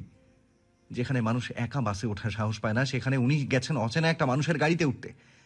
আমি সময় মতো না আসলে তো আরেকটু পরই হাত পা কিডনি সব ভাগাভাগি হয়ে যেত। ভাগাভাগির কথা শুনে ঠোঁট উল্টালো মেয়েটা। কোথায় ভেবেছিল এই বুঝি জাম্বুবানটা ডিপ জল থেকে মান্না হয়ে গেছে, আর বুঝি বকবে না আরশিকে। মাথাটা বুকের সাথে মিশিয়ে ড্রাইভ করতে করতে বাসায় নিয়ে যাবে, তারপর ভালোবাসার চাদরে মুড়িয়ে রাখবে সারাদিন। কিন্তু আরশির ভাবনা এক বালতি পানি ঢেলে দিয়ে লোকটা কি করলো, খ্যাক খ্যাক করা শুরু করলো। এখনো বুঝতে পারছে কেন জাম্বুবানটা যখন হাত নিয়েও তখন একা ড্রাইভ করতে পারবে বলেছিল। মেয়েটা চোখ ছোট ছোট করে মনে মনে দুহাত কোমরে রেখে বলল, ওরে জাম্বুবানের ঘরে জাম্বুবান, এই ছিল তোর মনে? আমায় ভুলিয়ে ভালিয়ে গাড়িতে তুললি, এখন বকাবকি করবি বলে? তুই জানিস আর একটু হলে তো আমার প্রাণটাই চলে যাচ্ছিল ওই কিডন্যাপারের হাতে। আর কার জন্য যাচ্ছিল? তোর জন্যই তো। শেহজাদ স্টিয়ারিং হুইল ঘোরাতে গিয়ে রিয়ার ভিউ মিররে তাকালো। নীলাভ চোখ জোড়া খুব সন্তর্পণে দেখলো মেয়েটার আগে কটমট করতে থাকা চোয়াল। পাণ্ডুর মুখখানা লাল হয়ে ফুসছে। শেহজাদ মুখে দুর্বোধ্য হাসিটা আড়াল করে আবারও কণ্ঠে গাম্ভীর্য এনে বলল, আজ যদি কোনো খারাপ কিছু ঘটতো তাহলে সেটার দায়ভার কাকে নিতে হতো? অবশ্যই আমাকে। আঙ্কেল আন্টিকে আমি কি জবাব দিতাম? এবারও মুখ খুলল না আশি, কিন্তু মনে মনে শেহজাদের 14 গোষ্ঠীর এক একজনকে ধরে ধরে বকে দিল। এই ছেলের মুখে ছোটবেলায় মধুর বদলে করলার রস দেওয়ার জন্য এই যে আশির কপাল কেটে গেছে, কই সেটা তো একবারও নজর পড়ল না লোকটার। না একটু ফু দিয়ে দিল সেখানে, না একটু আদর। কিন্তু বকা দেওয়ার বেলা এক পায়ে খাড়া। ম্যানহাটন থেকে ব্রুকলিন যেতে যতটা সময় লেগেছিল শেহজাদের, তার চাইতেও যেন দ্রুত এসে পৌঁছালো ওদের অ্যাপার্টমেন্টের সামনে। দুজনে একসাথে বাসায় ঢুকলেও শেহজাদ আরশিকে বসার ঘরে ফেলে রেখে ধূপধাপ পা ফেললো নিজের ঘরের উদ্দেশ্যে। আগের থেকেও মনটা খুব করে খারাপ হলো আরশির। ভাবলো এই বুঝি আবারও শুরু হয়ে গেছে লোকটার ডিস্টেন্স মেনটেন করার বাতিক। মৃদু কালো চোখ জোড়া মেঘাচ্ছন্ন হলো নিমিষেই। সেখান থেকেই ঝুপ করে এক পশলা বৃষ্টি নেমে ভিজিয়ে দিল নরম গাল। যতবারই ও আঁকড়ে ধরতে চাইবে ততবারই কি লোকটা এভাবে পালাই পালাই করবে? বেশ, তাহলে এখন থেকে আরশিও শক্ত হবে। আত্মসম্মান ওরও আছে, শুধু শুধু কেন একটা লোকের অবজ্ঞা সহ্য করবে ও? হাতের উল্টো পিঠ দিয়ে চোখের পানিটুকু মুছতে মুছতে ভাবলো মেয়েটা। আরশির রুম শেহজাদের রুমের উল্টো দিকে। সেদিকে পা বাড়াতে গেলে পেছন থেকে আরশি বলে ডাকলো শেহজাদ। ডাক শুনে পিছনে ঘুরে তাকালো। হরিণের মতো চোখে বিস্ময়ের পাহাড়। শেহজাদের হাতে ফার্স্ট এডের বক্স নিয়ে দাঁড়িয়ে থাকতে দেখে সেই বিস্ময়ের পাহাড় আকাশ ছুলো আরশির। মুখ খোলার আগে লম্বা পা ফেলে পাশ কাটায় মানুষটা। সোজা গিয়ে বসে ওর বিছানায়, পাশে হাত রেখে বলে, কি হলো, দাঁড়িয়ে আছো কেন? বসো এখানে এসে। নির্লিপ্ত কণ্ঠে বিভ্রম কাটে আরশি। ধীর পায়ে এগিয়ে এসে বসে শেহজাদের পাশে। মানুষটার সম্পূর্ণ মনোযোগ তখন তুলোতে অ্যান্টিসেপটিক লাগানোয়। নিমিষে শেহজাদের উপর হওয়া অভিমান হাওয়ায় মিঠাইয়ের ন্যায় মিলিয়ে যায় মেয়েটার। পলকহীন চোখে নির্নিমেষ চেয়ে রইল সামনে বসা সেই পুরুষটির পানে। কি নিখুঁত! পলক ফেলতে মনেই চাইল না আরশির। মনে বলল, আর একটু চেয়ে দেখি তো, যদি একটু প্রেম খুঁজে পায় নিজের জন্য চোখে। তখনই আরশির দিকে মুখ তুলে চাইল শেহজাদ। সমুদ্রের মতো গভীর চোখ জোড়া জায়গা করে নিল আরশির চোখে। ঢোক গিলল সে, তবুও একটু এগিয়ে এসে অ্যান্টিসেপটিক লাগানো তুলো দিয়ে মুছে দিল আরশির কপালের কাটা জায়গা।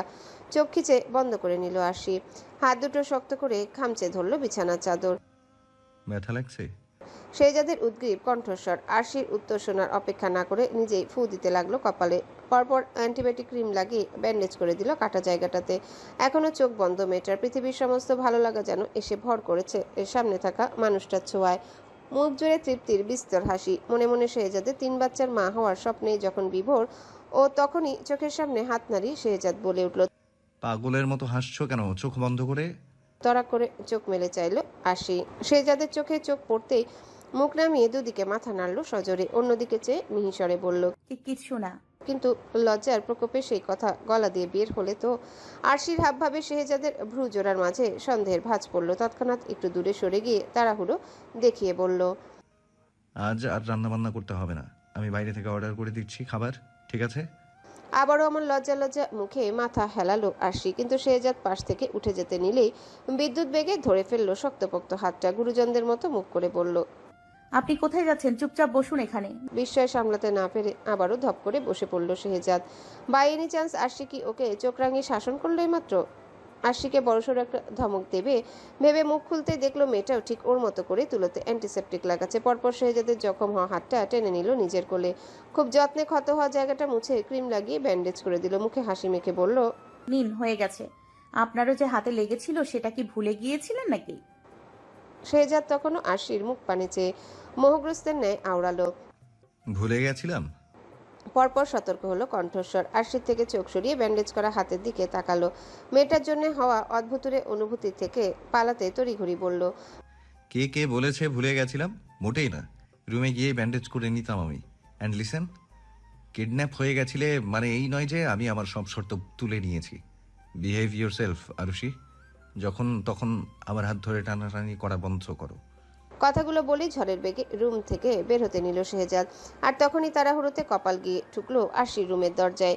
কপালে হাত দিয়ে ছিটকে পিছনে চলে আসলো 2 কদম লোকটা। পরপর আবার আর চোখে দেখেও নিল আরশিকে একটু। ব্যথা টুটা শব্দ না করে ব্যগ্র কদমে ওভাবে রুম ছাড়লো মানুষটা।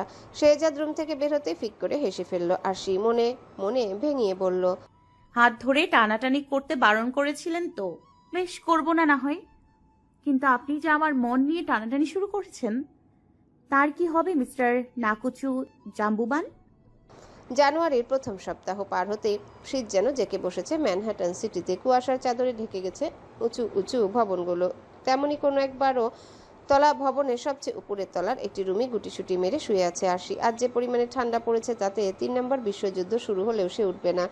ভার্সিটিতে যাওয়ার তো প্রশ্নই আসে না। তুষারের গালিচায় মোড়ানো শহরটির ব্যস্ত রাস্তায় সবে মানুষের আনাগোনা শুরু হয়েছে। তাড়াহুড়ে পা ফেলছে যে যার গন্তব্যে।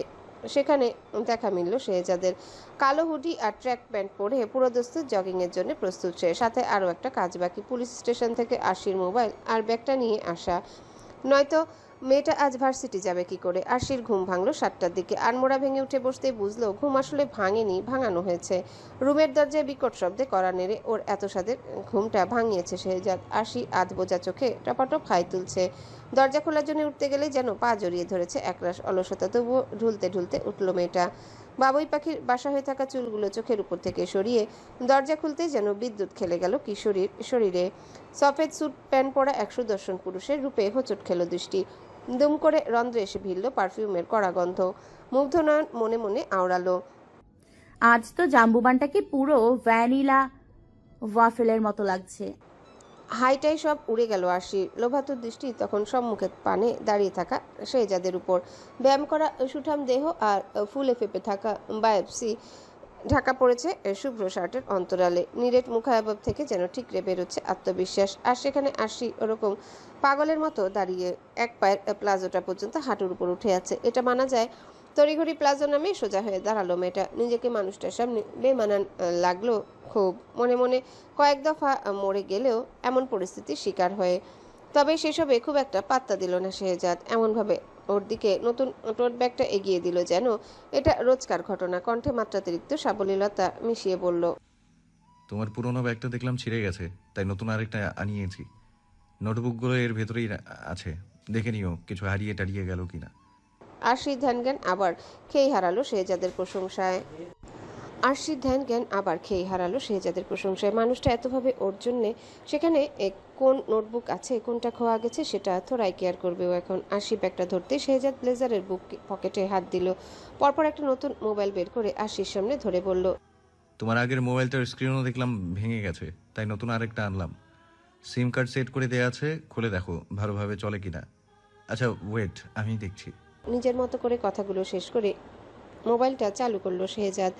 রং বেরঙের আলোতে স্ক্রিনটা জলজল করে উঠল নিমিষে। পরপর প্যান্টের পকেট থেকে নিজের মোবাইল বের করে কল দিল আরেক হাতে থাকা আরশির নতুন মোবাইলে। কিন্তু বিধি বা মুহূর্তে ভ্রুযুগল এক হলো মানুষটার, ভ্রু সমেত কপালে ভাঁজ পড়লো কয়েক পরত। পরপর হাতের মোবাইলটা আরশির মুখের সামনে তুলে ধরলো ও সাদা স্ক্রিনের সদর্পে ভেসে থাকা জাম্বুবান নামে সেভ করা নাম্বারটা দেখিয়ে বলল, তুমি আমার নম্বর জাম্বুয়ার নামে সেভ করেছো? চক্ষু ফুটবল হলো মেয়েটার। আমি কই দেখি। বলেই ছো মেরে শেহজাদের হাত থেকে মোবাইলটা নিয়ে সপাটে মুখের উপর দরজা আটকে ঘন ঘন শ্বাস ফেললো আরশি। ও পাশের মানুষটাকে আজকের মতো দেখার স্বাদ মিটে গেছে ওর। ভাগ্য ভালো একটুর জন্য বেঁচে গেছে, নয়তো আরেকটু হলেই জাম্বুবান নামে নাম্বার সেভ করার অপরাধে কে জানে কি শাস্তি দিত ওর। ভ্যানিলা ওয়াফেল ওকে ওয়াফেল বানিয়ে বেঁচে দিত নির্ঘাত। অনিচ্ছা সত্ত্বেও রেডি হয়ে ভার্সিটির উদ্দেশ্যে বের হলো আরশি। ডার্ক কালো ওভারকোটের নিচে সাদা টি শার্ট, সফেদ রঙ প্যান্টটাও আজকে জাম্বুবানের সাথে মিলিয়ে পড়েছে। কাঁধের টোট ব্যাগ আর হাতের ঘড়ি ঠিক করতে করতে মেয়েটা গ্রাউন্ড ফ্লোরে আসতেই তারস্বরে গাড়ির হর্ন বাজালো শেহজাদ। চমকে থমকে দিক বিদিক চাইলো আরশি। আশেপাশে চোখ বুলাতেই দেখলো কিশোরীর মনে সদ্য সদ্য প্রেমের সুর তোলা পুরুষটিকে। পরপরই আবার আরশির ওভার থিঙ্কিং সত্তা ভিতর থেকে ওকে জানান দিল, এই রে, লোকটা মোবাইল থেকে জাম্বুমার নাম চেঞ্জ করার জন্য আবার উঠে পড়ে লাগেনি তো? এজন্যই কি এতটা সময় ধরে উনি গাড়িতে বসে অপেক্ষা করেছেন? করতেও পারেন, নয়তো এতক্ষণে এই লোকের ভার্সিটিতে থাকার কথা। তখনই মোবাইল বেজে উঠল ওর। রিসিভ করে কানে ধরতে অপর পাশের পুরুষালী নিরেট কণ্ঠ বলে উঠল, সে গাড়িতে এসে বসো। না থাক, আমি একাই যেতে পারবো। হ্যাঁ, গতকাল তো প্রায় যাচ্ছিলে কিডন্যাপারের বাড়িতে চলে, তা আজ কোথায় যাওয়ার প্ল্যান করেছো? ডাকাতের বাড়িতে?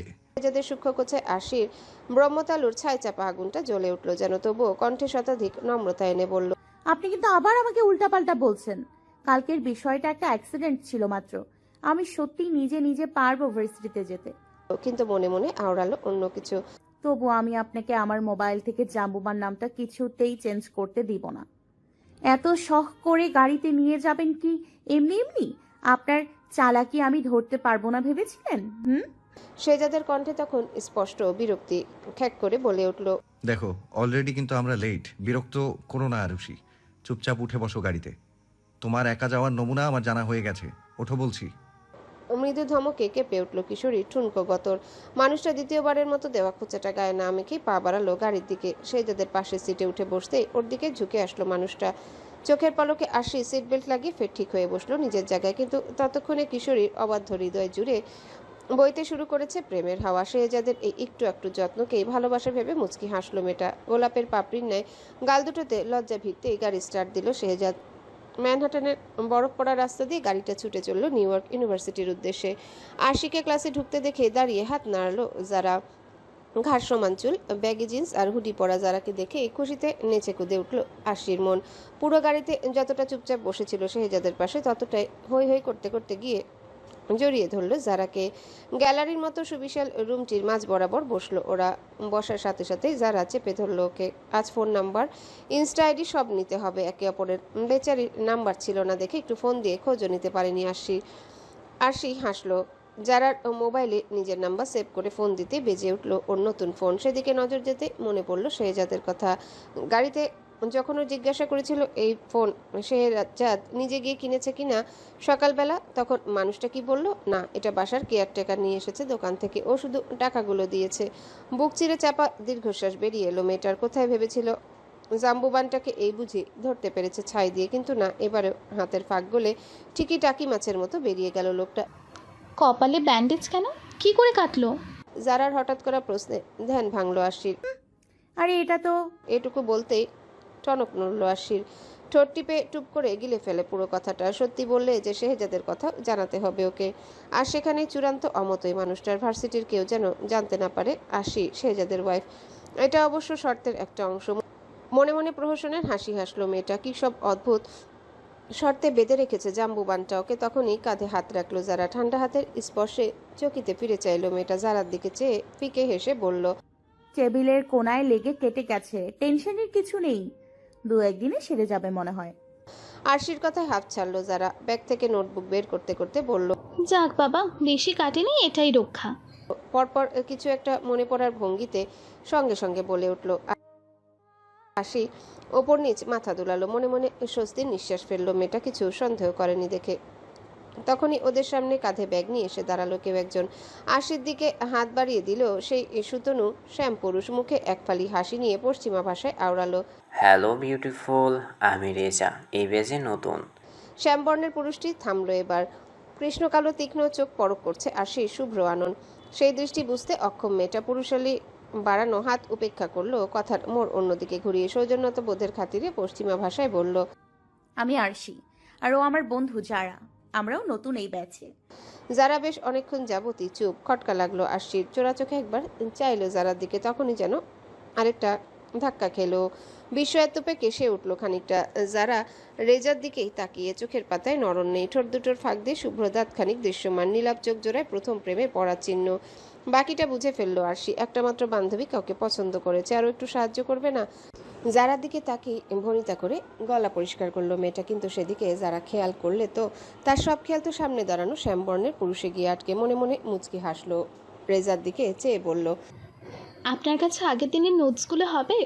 আসলে আমরা গতকালকের ক্লাসগুলো অ্যাটেন্ড করতে পারিনি, তাই জিজ্ঞেস করছিলাম আর কি। ঠোঁট টিপে শক্তপোক্ত হাতটা ফিরিয়ে নিল রেজা। বুঝলো এভাবে মন জয় করা যাবে না, আরও সাধনা করতে হবে ওকে। শুধু নোটস কেন, এই মেয়ে বললে জানটাও দিয়ে দেবে নাও। শিওর, এক্ষুনি দিচ্ছি। ব্যস্ত ভঙ্গিতে ব্যাগ হাতরে নোটবুক বের করলো ছেলেটা। বাড়িয়ে ধরলো আশির সামনে। চোখ মুখ উচ্ছল লিত আশির মুখ থেকে আরো কিছু শোনার প্রয়াসে। হোক না সেটা ছোট্ট একটা থ্যাঙ্কস, ক্ষতি কি? কিন্তু হঠাৎই ক্লাসে ঢুকলো শেহজাদ। কালো বুট আওয়াজ তুলতেই চারিপাশে গিজগিজ করে শব্দ এক লহমায় বন্ধ হলো। হুড়মুড়িয়ে বসলো যে যার জায়গায়। আশির পাশের সিটটাও খালি ছিল। রেজাও সুযোগ বুঝে আচানক সেখানে গিয়ে বসে পড়লো। আশির কানের কাছে একটু ঝুঁকে পশ্চিমা ভাষায় আওড়ালো, আসলে প্রফেসরটা একটু বেশি খিটখিটে, এখনও বসেনি, দেখলে হয়তো ক্লাস থেকে বেরিয়ে যেতে বলতো। কিছু মনে করো না, না জিজ্ঞাসা করেই আপনার পাশে বসে পড়লাম। রেজার হুট করে ওর পাশে বসে হকচকালো আশি। অপ্রস্তুত চেপে বসলো কিছুটা জারার পাশে। প্রতি উত্তরে কিছু বলার আগে শেহজাদের গমগমে কণ্ঠে থেমে গেল সে। দৃষ্টি সামনে ফেরাতেই চোখ পড়ল সমুদ্রের মতো গভীর একজোড়া চোখে। শেহজাদ ওর দিকেই তাকিয়ে। কি অদ্ভুত সেই তাকানো, যেন ওর ভিতর পর্যন্ত চোখ দিয়ে গিলে খাচ্ছে লোকটা। এভাবে কেউ তাকায়? এখন যদি অ্যাটাক ফ্যাটাক কিছু হয়ে যায় আসে, ওই চোখে ওভাবে তাকালে মরে যাবে না ও? আশেপাশে চাইলো মেয়েটা সবার চোখ শেহজাদের দিকে। আর সে কিনা অমন করে ওর দিকে তাকিয়ে আছে। Stand up. সামান্য কথাটাও সোজা তীরের মতো এসে লাগলো আরশির বুকে। কেঁপে উঠলো পেলব শরীরটা। এভাবে ধমকে দাঁড়াতে বললো কেন জাম্বুবানটা? আবার কি করলো? I said stand up Miss Arushi. এবারটায় চট করে উঠে দাঁড়ালো মেয়েটা। ঘটনার আকস্মিকতায় বিস্মিত রেজা সহ পুরো ক্লাস। দুহাত পোডিয়ামে রেখে একটু ঝুঁকে দাঁড়িয়েছে শেহজাদ। পাতলা ফ্রেমের চশমা ভেদ করে আরশিকে দেখছে সে। কিছুক্ষণ চুপ থেকে পশ্চিমা ভাষায় বলে উঠল, যদিও আপনারা এখন আর শাস্তি পাওয়ার বয়সে নেই, যথেষ্ট ম্যাচিওর। কখন কথা বলা উচিত কখন উচিত নয় সেটা নিশ্চয়ই জানেন। আরশির গলবিল আটকে গেল শঙ্কায়। নতমস্তকে উপর নিচ মাথা দুলালো শুধু। শেহজাদের কণ্ঠস্বর হিমভাইয়ের চাইতেও শীতল, অথচ কি দাপুটে। মেকি হেসে বলল, তাহলে কথা বলছিলেন কেন দুজনে? আপনার কি মনে হয় সার্কাস চলছে এখানে আর আপনারা ঘুরতে এসেছেন? শেহজাদ কথাগুলো বলে থামলো কিছুক্ষণ। ঘন ঘন কয়েকবার শ্বাস নিয়ে মাল্টিমিডিয়া প্রজেক্টর অন করলো। আরশি তখনও দাঁড়িয়ে। ওকে বসতে না বলে পড়ানোটা শুরু করলো লোকটা। In this semester, you have to know everything about economics, and that's what I'm going to teach you today. Starting now, turn to page 9 in your textbook. মানুষটা এমন ভান করলো যেন আরশি কোনো মানুষ নয়, কার্বন ডাইঅক্সাইড। না হলে এতগুলো স্টুডেন্টের মধ্যে এভাবে দাঁড় করিয়ে রাখে? একবারও ওর মানিজ্যতের দিকে তাকালো না জাম্বুবানটা। দুঃখে কষ্টে মনটা ভার হলো ওর। গতকাল থেকে শেহজাদের প্রতি অল্প স্বল্প ভালো লাগা অদৃশ্য হলো এক লহমায়।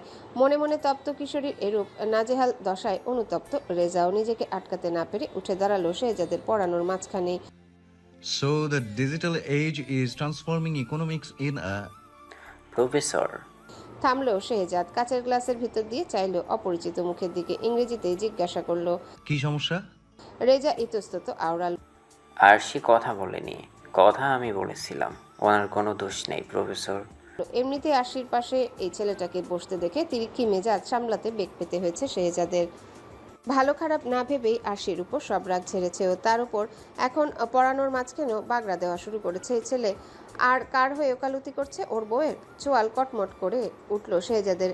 মুষ্টিবদ্ধ হাতটা নিষ্পিস করলো ঘুষি মেরে ওই ছেলের নাক ভেঙে দিতে, অথচ বরফের থেকেও ঠান্ডা কণ্ঠে আওড়ালো, ও তাহলে আপনিও দাঁড়াতে চাচ্ছেন? থতমত খেলো রেজা। ক্লাসের সবাই তখন ঠোঁট টিপে হাসছে। কি একটা বিব্রতকর পরিস্থিতি। রেজা পশ্চিমা ভাষাতেই আবারও বলল, না মানে out, get out of my class right now. ভরকালো ছেলেটা করুণ দৃষ্টিতে একবার আশির দিকে তাকালো। বোঝাতে চাইলো কত বড় ত্যাগ স্বীকার করলো সে, কিন্তু সেই মেয়ে তার দিকে চাইলে তো? সে তো মাথায় তুলে নিয়ে এখন অব্দি। রেজার কথা বাড়ালো না, ব্যাগ কাঁধে চলে গেল ক্লাসের বাইরে। যারার আহত দৃষ্টি সেদিকে, ঠোঁট উল্টে গালে হাত নিয়ে বিড়বিড় করলো, আহারে আমার কিটক্যাটটা। কিন্তু কিটক্যাটটুকু শুনে ফেললো আরশি। আর চোখে তাকালো যারার দিকে। কোনোই দিয়ে গুঁতো দিতেই ধরা পড়া অপরাধীর মতো হাসলো মেয়েটা। ক্লাস শেষ হতে হতে দুপুর গড়িয়েছে আরশিদের। ক্লান্ত বিকেলে সূর্যের নরম আলোটুকু মোটামুটি চোখে পড়ার মতো। তার মধ্যে দিয়ে শুকনো ম্যাফল লিফে মর্মর শব্দ তুলে হাঁটছে আরশি। যারা চলে গেছে তার পার্ট টাইম জবে, স্থানীয় একটা লাইব্রেরি গ্রন্থাগারিকের কাজ তার। আরশি উদাস মনে পা বাড়াচ্ছে সামনের দিকে। আসার সময় শেহজাদের গাড়িতে আসলো, ওই জাম্বু বান্ডার গাড়িতে চড়ে। আবারও বাসায় যাওয়ার বিন্দু মাত্র ইচ্ছে নেই তার। তখনই ওর পাশে ধূমকেতুর মতো উড়ে এসে থামে একটা কালো গাড়ি। চমকে থমকে দাঁড়িয়ে যায় আরশি। কপালে ভাঁজ ফেলে গাড়ির দিকে তাকাতে জানালার কাছ নামায় শেহজাদ। নিরেট কণ্ঠে হুকুম ছুড়ে পরপর গাড়িতে ওঠো। আরশির প্রতিবাদী সত্তা ভিতরে ভিতরে নড়ে চড়ে বসে। ভাবে এই বুঝি মুখ ঘুরিয়ে হেঁটে যাবে ও। এমনভাবে অবজ্ঞা করবে লোকটাকে যেন উনি এই রাস্তায় পড়ে থাকা শুকনো ম্যাপের লিপ। কিন্তু তেমন কিছুই ঘটাতে পারল না আরশি। উল্টো উগড়ে আসা অভিমান অভিযোগের গলা চেপে গাড়িতে উঠে বসলো মেয়েটা। সিট বেল্টটা লাগাতে গিয়ে বেগ পেতে হলেও এবার নিজে নিজেই লাগালো সেটা। একবারও ফিরে চাইলো না শেহজাদের দিকে। গাড়ি চলতে শুরু করলে মুখ ঘুরিয়ে রাখলো জানালার গ্লাসে। আরশির জেদ দেখে ওর অগোচরে ঠোঁট টিপে হাসলো শেহজাদ। চোরা চোখে দেখে গেল মুখ ফুলিয়ে বসে থাকা আরশিকে। বরফে ঢাকা শহর দেখতে যেন ভীষণ ব্যস্ত তার ওই হরিণী চোখ জোড়া। তখনই গাড়ির স্টেরিও থেকে ভেসে আসলো পুরনো দিনের একটা গান। কিশোর কুমারের গানটি আরশির প্রায় মুখস্থ। ছোটবেলায় বাবা মায়ের সাথে বসে কতবার যে শুনেছে তার ইয়াত্তা নেই, কিন্তু আজ আবার সেই একই গান যেন ভিন্নভাবে শুনলো। যেন কোনো না বলা অনুভূতিরা মিশে ছিল এই গানের প্রতিটি লাইনে। তবে কি জাম্বুবানটা ইচ্ছে করে এই গানটা ছাড়লো? কিছু কি বোঝাতে চাইলো গানের মাধ্যমে ওকে? গাঢ় হয়ে বসে থাকা মেয়েটা এবার যেন নাজুক হলো। রিয়ার ভিউ মিররে চোখ ফেলতেই ছলকে উঠল ক্ষুদ্র শরীর। শেহজাদ যে ওর দিকেই তাকিয়ে, নীলাভ চোখ জোড়ায় কি স্পষ্ট মাদকতা যেন খেই হারিয়েছে তারা ওই ছোট্ট মুখটার মায়ায়। বসে থেকে আইঢাই করে উঠে আসি। ইতিউতি দৃষ্টি ফেলে শিকারী চোখ জোড়া এড়াতে, কিন্তু বিধিবাম সেই নজর এড়ানোর ক্ষমতা কি আছে ওই একরত্তিমের? সময় গড়ালো। বরফের রাস্তা ভেঙে বাসায় এসে পৌঁছাতে পৌঁছাতে প্রায় সন্ধ্যা। আজকেও রান্না ঝামেলা নেই আরশি। শেহজাদ খাবার আনিয়েছে। আজ একদিন যাবৎ একসাথেই টেবিলে বসে ডিনার করছে ওরা। ডিস্টেন্স মেনটেন করার বাতিকটা যে এইটুকু কমেছে লোকটা। আরশি ফ্রেশ হয়ে খাবার টেবিলে বসেছে কেবল, পরনে শীতের হুডি আর ট্রাউজার। শেহজাদও তাই। কিন্তু আজ আশ্চর্যজনকভাবে টেবিলে এসে বসতে এই লোকটা বলে উঠল, খাইয়ে দাও। মোটে ফ্রাইড রাইসের এক চামচ মুখে তুলেছিল আরশি, অমনি সেটা ছিটকে বেরিয়ে এলো বিস্ময়ের তাণ্ডবে।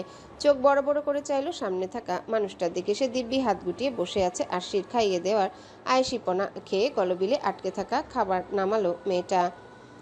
তবে আজ তার হজম হবে কিনা সন্দেহ। অবিশ্বাসের ঢোক গিলে কোনো মতে শুধালো, আমি কেন খাইয়ে দিব? আপনার হাত নেই? শেহজাদের কণ্ঠস্বর ততটাই নির্লিপ্ত। উত্তরে রয়েস হয়ে বলে, দেখছো না ডান হাতে ব্যান্ডেজ করা আমার? চোটপাটে কিছু বলতে গিয়েও ঠোঁট টিপল আরশি। কথা তো মিথ্যে নয়, ওর জন্যই তো হাতের এই অবস্থা মানুষটার। তবুও মিনমিনিয়ে বলল, কিন্তু গতকাল তো ঠিকই নিজে নিজে খেয়েছিলেন, তখন হাতে ব্যান্ডেজ ছিল না? এবারও শেহজাদের উত্তর সাবলীল। গতকাল ব্যান্ডেজ করা থাকলেও ব্যথা ছিল না, আজ ব্যথা বেড়েছে, তাই হাত দিয়ে খেতে পারবো না। এবার নাও, তাড়াতাড়ি খাইয়ে দাও। নাকি এইটুকু কার্টেসি নেই তোমার মধ্যে? চোখের সামনে দেখছো যে হাতের ব্যথায় নড়তে পারছি না, তারপরেও। আচ্ছা বেশ। মানুষটার কথা শেষ হলো না, তার আগেই গালে কৃষ্ণচূড়া উকি দিল মেয়েটার। সংশয় আর ভয়ে আটকে আসা কণ্ঠে পুনশ্চ আওড়ালো, দিচ্ছি খাইয়ে। শেহজাদের নীল চোখের কোটর জুড়ে উপচে পড়ছে দুষ্টুমি। অষ্টপুটের হেয়ালি হাসি আড়াল করতে যেন চওড়া বুকে হাত গুজেছে লোকটা। বইয়ের হাতে খাওয়ার জন্য অপেক্ষমান পুরুষটি। নিরেট মুখে এক পৃথিবী সমান ধৈর্য নিয়ে তাকিয়ে আছে আরশির দিকে। এদিকে আরশির প্রাণ যে ওষ্ঠাগত। শেহজাদের প্লেটে খাবার বাড়তে বাড়তে ভাবছে, ঠোঁট গোল করে দম ফেললো মেয়েটা। পরপর লম্বা শ্বাস নিয়ে নিজেকে প্রস্তুত করলো যুদ্ধে নামার প্রয়াসে, কিন্তু চামচে খাবার তুলে শেহজাদের দিকে তাকাতেই হাওয়া ছেড়ে দিল তার সমস্ত প্রচেষ্টা। মানুষটার খাড় চাহনিতে লাগাম ছাড়লো হৃদযন্ত্রের গতি। ভূমিকম্প উঠল শক্ত হাতে ধরে রাখা চামচে। অথচ মেয়েটার বেহাল দশায় ঠোঁট টিপে হাসলো শেহজাদ। সমুদ্রের ঢেউয়ের মতো ধারালো চোখ জোড়া আর নিটেল কালো চোখে আসন গেড়েছে। মাঝখানে এত বড় বর্ডার দিয়ে রাখলে খাবো কিভাবে? পাশে এসে বসো, আমি টেবিলের ওপর ঝুঁকে খেতে পারবো না, বুকে ব্যথা আমার। ঠ্যাস দিয়ে কথায় আশির রাগের পারদ মাত্রা ছাড়ালো। কটমট করে উঠে এসে বসলো মানুষটার পাশে। মনে মনে সহস্র গালিগালাজে শেহজাদের 14 পুরুষ উড়িয়ে দিল নিমিষেই। তারা বেঁচে থাকলে নির্ঘাত এতক্ষণে স্বেচ্ছায় পরলোকের রাস্তা খুঁজতেন। খাইয়ে দেওয়ার সময়ও শিকারী চোখে বিদ্ধ হলো কিশোরী। শ্বাসের গতি যেন খিচে বন্ধ হয়ে আসলো অমনি। কেমন এক গা শিরশিরে অনুভূতি লোকটার চাহনিতে। তুমি খাচ্ছ না কেন? নাকি না খেয়ে অসুস্থ হয়ে মম ড্যাডকে দেখাতে চাইছো আমি কতটা অযত্নে রাখি তোমাকে? খেতে খেতেই কথাগুলো আওড়ালো শেহজাদ, কিন্তু এবারে খোঁচাটা আর হজম হলো না আশির।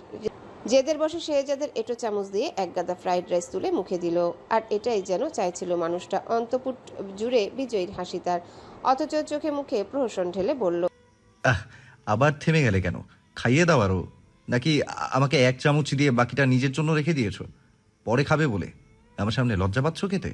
অন্যদিকে ফিরে বড় বড় দম নিচ্ছিল মেয়েটা। গাল ভর্তি ফ্রাইড রাইস শেষ করতে বেগ পেতে হয়েছে খুব। আচানক শেহজাদের কথায় কপালে ভাঁজ ফেলে ফিরল ওর দিকে। অনিচ্ছা সত্ত্বেও খ্যাক করে উঠল। কি আপনার মনে হয় আমি এত খেতে পারবো? তাহলে হাত গুটিয়ে বসে আছো কেন? খাইয়ে দাও। শেহজাদের কথা শুনে লাভার ন্যায় ফুঁসছে মেয়েটা। আর আচমকাই সেই সমস্ত রাগ গিয়ে বর্তালো বেচারা চামচের উপর, যেটা লোকটার মুখে এক প্রকার ঠুসে দিল। ঠোঁটের বাঁকা হাসি সমেত বাধ্য সামিন্যে বইয়ের রাগটুকু সাদরে গ্রহণ করলো শেহজাদ। তবে খেতে খেতে ওর নজরে আটকালো আরশির ঠোঁটের কোনায়। কয়েকটা ভাত লেগে আছে সেখানে। ঢোক গিলল শেহজাদ। গলার অ্যাডাম আপেলটা ওঠানামা করলো সেই ঢোকের সাথে। বলল, ঠোঁটের কোনায় খাবার লাগিয়ে রেখেছো কেন? তোমার উপন্যাসে হিরোদের মতো মুখ মুছিয়ে দেবো ভেবে? মানুষটার কথায় চোখ ফুটবল আরশির। ও উপন্যাস পড়ে এটা জানলো কি করে লোকটা? ওর রুমে এসে গোয়েন্দাগিরি করে নাকি? এসব ভেবে হাত উঠিয়ে ঠোঁট মুছতে নিল আরশি। অমনি ক্ষিপ্রগতিতে সেই হাত ধরে ফেললো শেহজাদ। পরপর ঝুঁকে আসলো কিশোরীর ঠোঁটের কোণে। পাতলা অধৈর্যরা কিশোরীর ঠোঁটের কোণায় লেগে থাকা ভাতটুকু নিয়ে নিল কৌশলে। মানুষটার গলাস্বর খাদে নামলো। আরশি ফুটবল হওয়া চোখে তাকিয়ে বলল, so this is how they do it, am I right Arushi? চেলসির একটা সরু গলি দিয়ে হেঁটে বাসায় ফিরছে যারা। সারাদিনের ক্লাস আর লাইব্রেরির কাজের ধকল সামলে উঠতে উঠতে এখন রাত প্রায় 9টা। স্ট্যামফোর্ড ব্রিজ অবধি মানুষের আনাগোনা থাকলেও এদিকটা বেশ শূন্য। তার উপর গলির লাইটের অবস্থা জোনাকি পোকার মতো, কখনো জ্বলছে তো কখনো নিভছে। সাথে গা ছমছমে অন্ধকার তো আছেই, যেন ঘিরে রেখেছে তা পুরো রাস্তাটাকে। হুট করে লাইব্রেরি ম্যানেজারের উপর খুব দমে চড়াও হলো জারার মেজাজ। আর একটু দিন থাকতে ছুটি দিলে কি হতো? অন্তত এই ভুতুরে গলি দিয়ে তো ফিরতে হতো না ওকে। জারার এসব ভাবনার মধ্যে ল্যাম্পপোস্টের বাতির নিচে হঠাৎই যেন উদয় হলো এক ছায়ামূর্তির। থমকে দাঁড়ালো মেয়েটা। রন্ধ্রে রন্ধ্রে দলবল নিয়ে ছুটলো অজানা শঙ্কারা। মনে মনে ঢোক গিললেও বুক চিতিয়ে সামনে আগালো। মনে মনে ভাবলো, চোর, ডাকাত, জিন, ভূত যাই হোক, যারা কাউকে ভয় পায় না। আমার দিকে এগুতে নিলে এমন লাথি মারবো ভূতের বাপও বাপ বাপ করে পালাবে। দোয়া কালাম পড়ে বুকে ফু দিল, কিন্তু সাহস নিয়ে এগুতে গেলে ছায়ামূর্তিটিও বেরিয়ে আসলো ল্যাম্পপোস্টের নিচ থেকে। ব্যাস অমনি দিক বিদিক ভুলে ওটার গায়ে সজোরে এক লাথি বসালো যারা। ছিটকে পড়লো আয়ান। পশ্চিমা ভাষায় অশ্রাব্য কিছু শব্দ আউড়ে তলপেটে নিচে চেপে ধরলো সে। চোখের সামনে তারারা ঘুরপাক খাচ্ছে, দুলছে সমস্ত পৃথিবী। অদূরে দাঁড়ানো যারার মুখটাও অস্পষ্ট লাগছে কেমন। পরিচিত কণ্ঠ শুনে ওর কাছে ছুটে এসেছে মেয়েটা। ভয়ে ফ্যাকাশে হওয়া চোখ মুখ যেন অনুতাপের বানে আরও ফ্যাকাশে লাগছে এখন। হাঁটু গেড়ে বসে যারা আয়ানের পিঠে হাত বোলাচ্ছে, বারবার জিজ্ঞাসা করছে, কোথায় কষ্ট হচ্ছে বলুন, কোন জায়গায় লেগেছে? আয়ান চোখ খিচে বন্ধ করলো, অস্পষ্টে আওড়ালো, বলা যাবে না, মারাত্মক জায়গা। আপাতত একটু হসপিটালে যদি নিয়ে যেতে।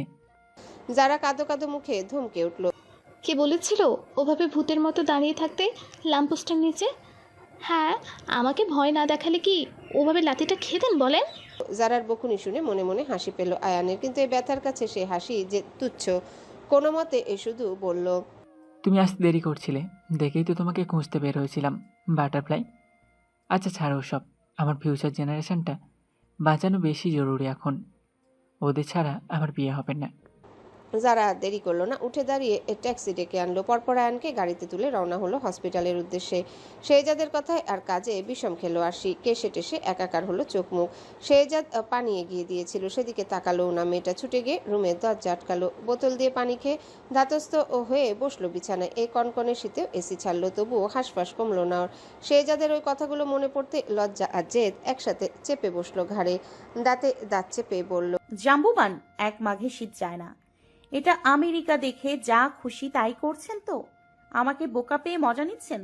গোয়েন্দাগিরি করেছেন আমার রুমে? করুন করুন, শীত আমারও আসবে, তখন এই আরশি চৌধুরীও দেখে নেবে আপনাকে। কিছুক্ষণ আনমনে বকবক করে ফোন খুঁজলো মেয়েটা। ডায়াল প্যাড বের করে আম্মু লেখা নাম্বারে কল দিল। বার কয়েক বাজার পর রিসিভ হলো কলটা। জৈনব ঘুম জড়ানো কণ্ঠে আওড়ালেন, আরশি, মা, কি খবর তোর? এপাশ থেকে উত্তর না পেয়ে প্রৌঢ়ার কপালেও ভাঁজ পড়ল। খারাপ কিছুর আশঙ্কায় আবারও জিজ্ঞাসা করলেন, এত রাতে ফোন দিলি? কিছু হয়েছে জামাইয়ের সাথে? এবার মুখ খুলল মেয়েটা, নাক টেনে টেনে বলল, তোমার জামাই একটা আস্ত জাম্বুবান, আমি থাকবো না এটার সাথে। চিড়িয়াখানার জিনিস চিড়িয়াখানায় ফেরত দিয়ে বাংলাদেশে চলে আসব। তুমি এক্ষুনি আব্বুকে ফ্লাইটের টিকিট বুক করতে বলো। জৈনব চৌধুরী ঠোঁট টিপে হাসলেন মেয়ের কথায়। আর চোখে একবার দেখে নিলেন ঘুমের ঘোরে থাকা স্বামীর মুখটা। মনে মনে ভাবলেন, বাপ মেয়ে একেবারে সেম ক্যাটাগরির, একটু এদিক ওদিক হয়নি। কি হলো বলো, এক্ষুনি বলবে তো আব্বুকে? মেয়ের জেদ দেখে জৈনব দীর্ঘশ্বাস ফেললেন। দুপাশে মাথা নেড়ে বুঝিয়ে বললেন, দেখ, আগে কি হয়েছে সেটা না শুনে কি করে তোর আব্বুকে ফ্লাইটের টিকিট বুক করতে বলি বলতো? আগে বল আমায় কি হয়েছে। শেহজাদ কি কিছু বলেছে তোকে? তুমি জানো উনি আমাকে। এবারটায় চোখ ছলছল করে উঠল আশির। ত্রস্ত আওড়ানো কথাগুলো মাঝপথে চুপ করে গিলে ফেললো। আবার না, এসব কথা তো আর বড়দের বলা যাবে না। অবশেষে হাল ছাড়লো মেয়েটা। কথার মোড় অন্যদিকে ঘুরিয়ে জেকে ধরলো মাকে। তোমরা এই দুদিন আমাকে কল দাওনি কেন একবারও? ও মা, কে বলল কল দেয়নি? কিন্তু তোকে কলে একবারও পেলে তো? পরে তো শেহজাদি কল দিল আমাদের, বলল তোরা ভালো আছিস আর তোর ফোনের স্ক্রিন নাকি নষ্ট হয়ে গেছে, তাই ধরতে পারিসনি। আরও বলল আমি আর তোর আব্বু যেন টেনশন না করি তোর জন্য। এর জন্যই তো একটু নিশ্চিন্ত হয়ে বসতে পেরেছি আমরা। আশির কণ্ঠে পাতাল সম বিস্ময় নিয়ে কোনো মতে শুধালো, উনি কল দিয়েছিল তোমাদের নিজে থেকে? হ্যাঁ দিল তো। ছেলেটার দায়িত্ব জ্ঞান দেখে তোর আব্বু এত মুগ্ধ হয়েছে না, সেই থেকে শেহজাদের প্রশংসায় একেবারে পঞ্চমুখ উনি। 100 ভোল্টেজের শখ খেলেও আশি অতটা তবদা খেত না যতটা এখন খেয়েছে ওর মায়ের কথাগুলো শুনে। যে লোক নিজের মা বাবাকে ফোন দেওয়ার সময় পায় না, সেই লোক ওর মা বাবাকে কল দিয়েছে, তাও আবার ওর খবর দিতে। পুরো বিষয়টা এতটাই অবিশ্বাস্য যে মেয়েটা 3-3বার নিজের গায়ে চিমটি কেটেও বিশ্বাস করতে পারল না যে ভুল শুনেনিও। রাত প্রায় 2টোর কাছাকাছি। ম্যানহাটন সিটির গগনচুম্বী ভবনগুলো তুষারের চাদর গায়ে তলিয়েছে ঘুমের দেশে। অথচ শুধু ঘুম নেই আশির চোখে। প্রথমে কতক্ষণ কোল বালিশ নিয়ে এপাশ ওপাশ করলো মেয়েটা, তারপর উঠে বসলো কাঠ হয়ে। ডুবলো গভীর চিন্তায়। কেন জাম্বুবানটা ওর সামনে এক আর পিছনে আরেক ব্যবহার করে? এর উত্তর না পেলে আজ আর ঘুম হবে না ওর। তড়িৎ উঠে দাঁড়ালো, ধুমধাম দরজা খুলে এগিয়ে গেল শেহজাদের রুমের দিকে। আজ দরকার পড়লে হেস্তনেস্ত একটা হয়ে যাক জাম্বুবানের সাথে, তবু ওনার মুখ থেকে সত্যিটাও শুনবে। উত্তর না নিয়ে এক পাও নড়বে না ওই লোকটার রুম থেকে। কিন্তু শেহজাদের রুম পর্যন্ত আসতেই এতক্ষণের দেখানো তেজ লেজ গুটিয়ে পালালো আশির। ভিড়ানো দরজা ঠেলে ভেতরে যাওয়া সাহসী আর কুলিয়ে উঠতে পারলো না মেয়েটা। ধীর পায়ে পেছনের দিকে যেতে যেতে বিড়বিড় করলে, আওলার আজ থাক, রাতের বেলা জাম্বুবানদের জাগাতে নেই আরশি, কালকে ধরিস একে। কিন্তু তৎক্ষণই গোগানির মতো শব্দ এলো রুমের ভিতর থেকে। একবার দুবার, তৃতীয়বারের বার চিন্তা হলো আশির। হাতের ব্যথায় মানুষটা আবার অসুস্থ হয়ে পড়লো না তো? নিজেকে আর আটকাতে পারলো না মেয়েটা। দরজা ঠেলে ঢুকলো শেহজাদের রুমে, কিন্তু বিধি বাম। ঢুকেই তো চোখ কপালে আশির। এই কনকনে শীতেও খালি গায়ে উবু হয়ে ঘুমাচ্ছে শেহজাদ। ডুভেটটা কোমর অবধি কোনো মতে ঢেকে রাখলেও চওড়া পিঠের অর্ধেকের বেশি আবরণহীন। সাথে সাথে চোখ নামালো। ত্রস্ত নিজের রুমের দিকে ফিরে যেতে নিল, আবারও কানে এলো সে একই আওয়াজ। আরশি থামলো। কৃতজ্ঞতার খাতিরে যেন একা ছাড়তে পারল না শেহজাদকে। যতই হোক এই মানুষটাই তো সেদিন বাঁচিয়েছিল ওকে কিডন্যাপারের হাত থেকে। পরপর পা টিপে টিপে শেহজাদের কাছে গেল মেয়েটা। মাথার দিকটাতে গিয়ে দাঁড়াতে যেন আগুনের ধাপ এসে লাগলো আরশির গায়ে। মানুষটার ফর্সা মুখখানা কেমন লাল হয়ে আছে তাপে। তার মানে কি জ্বরের ঘরে অমন করছিলেন উনি? শেহজাদের জন্য এবার আর রাগ নয়, মায়া হলো আরশির। কোমল মনটা ভুলেই গেল এই ঘরে আসার উদ্দেশ্য। আস্তে আস্তে বলল, জ্বরের মধ্যে এমন জাম্বুবানের মতো শুয়ে থাকলে তো জ্বর আরো বাড়বে। উঠে ডুভেটটা ভালো করে গায়ে জড়ান, আমি পানি আর রুমাল নিয়ে আসছি। মানুষটার পাশে কিছুক্ষণ দাঁড়িয়ে উত্তরের অপেক্ষায় রইল মেয়েটা, কিন্তু উত্তর দিচ্ছে না দেখে নিজে উদাম পিঠ ঢেকে দিতে গেলে ডুভেট দিয়ে। আর তখনই পেল ভাত দুটো শিকারির ন্যায় খপ করে ধরে ফেললো শেহজাদ। নেশালো চোখে তাকালো আরশির ভরকানো মুখের দিকে, অস্পষ্টে আওড়ালো, কেন এসেছো এই ঘরে? নাজুক হাতটা মুঠোয় নিয়ে উঠে বসলো শেহজাদ। উদাম শরীর খসে ডুভেটটা নিচে পড়তেই চোখ সরিয়ে নিল আরশি। শুকনো গলায় বার কয়েক ঢোক গিলল জুৎসই উত্তর খুঁজতে, কিন্তু বিধিবাম কি উত্তর দিবেও? এত রাতে আপনার রুমে এসেছি আপনাকে জিজ্ঞাসাবাদ করতে, জানতে এসেছি কেন এত রহস্য দিয়ে ঘিরে রেখেছেন নিজেকে। চোখ খিচে নিজেকে এক প্রস্ত বকলো মেয়েটা। এসব বললে কি আদৌ ও বের হতে পারবে এই রুম থেকে? লোকটার যে মেজাজ, যদি বেঁধে রেখে দেয় ওকে। শেহজাদের উষ্ঠপুটে বাঁকা হাসির হুল্লোড়। বাধ্যের দৃষ্টি তার সামনে থাকা মেয়েটার মলিন মুখে। বললে না তো কেন এসেছো এই ঘরে? আশি খড়খড়ে ঠোঁটটা ভিজালো জিভ দিয়ে। সাহস করে মানুষটার চোখে চোখ রাখলো, দৃঢ়স্বরে বলল, শখ করে আসিনি এ ঘরে। নেহাতেই আপনি অসুস্থ, আর এখনো তো বিবেকটুকু চলে যায়নি আমার, এই তাই দেখতে এসেছিলাম। যে মরে গেলাম কি না? মুহূর্তে অন্য হাত দিয়ে শেহজাদের মুখ চেপে ধরলো আরশি। মানুষটার উষ্ণ শ্বাস এসে লাগলো তালুতে। ক্ষীণ কণ্ঠে শুধালো, উল্টাপাল্টা বলছেন কেন? সামান্য জ্বরেই তো এসেছে, আবার তো সুস্থ হয়ে যাবেন আপনি। এই গোটা শহরে যে মানুষটা ওর সবচেয়ে অপছন্দের, তার প্রতি এতটা দুর্বল কবে থেকে হলো মেয়েটা? কথাটা ভাবতেই শেহজাদের মুখ থেকে অপ্রস্তুতে হাত সরালো আরশি। আর তখনই অন্য হাতের হ্যাচকা টানে হুমড়ি খেয়ে পড়লো মানুষটার গায়ে। চোখ তুলে মুখ পানে চাইতেই ঢিপ ঢিপ শব্দ তুললো হৃদযন্ত্রটা। ঝাঁকে ঝাঁকে রক্ত যাবা ভিড় বসালো কিশোরীর পাণ্ডুর গালে। Can I kiss you Arushi please? ঠোঁট ভাঙা কথার ভার সামলাতে যেন নিজের অজান্তেই উদাম কাজজোড়া শক্ত করে ধরল মেয়েটা। অথচ মানুষটার কি মাতাল করা তাকানোর ধরন! ঘন পল্লব বিশিষ্ট অক্ষি যুগলে নেশা ধরেছে যেন আরশির হতব্যস্ত তাকায় সেই চোখে। অবিশ্বাসের তোপে বলে ওঠে, কি? তুমি না বললে আমি অসুস্থ? আর অসুস্থ মানুষ আবদার করলে সেটা রাখতে হয় নাকি, এটাও জানো না? আরশির ফ্যাল দৃষ্টি উপেক্ষা করেই ওর অধৈর্যরার একেবারে কাছাকাছি চলে আসলো শেহজাদ। তপ্ত শ্বাসের ছোঁয়া এসে লাগলো মেয়েটার ঠোঁটে। থাক, জানতে হবে না, শুধু বলো একটা চুমু খেতে পারবো কিনা। আপনি জ্বরের ঘরে আছেন শেহজাদ, এমন কিছু করবেন না যাতে পরে আফসোস করতে হয় আপনার। এই প্রথম বোধহয় সামনাসামনি শেহজাদের নাম ধরে ডাকলো আরশি। তাতেই অশান্ত হলো মানুষটার ভিতরটা।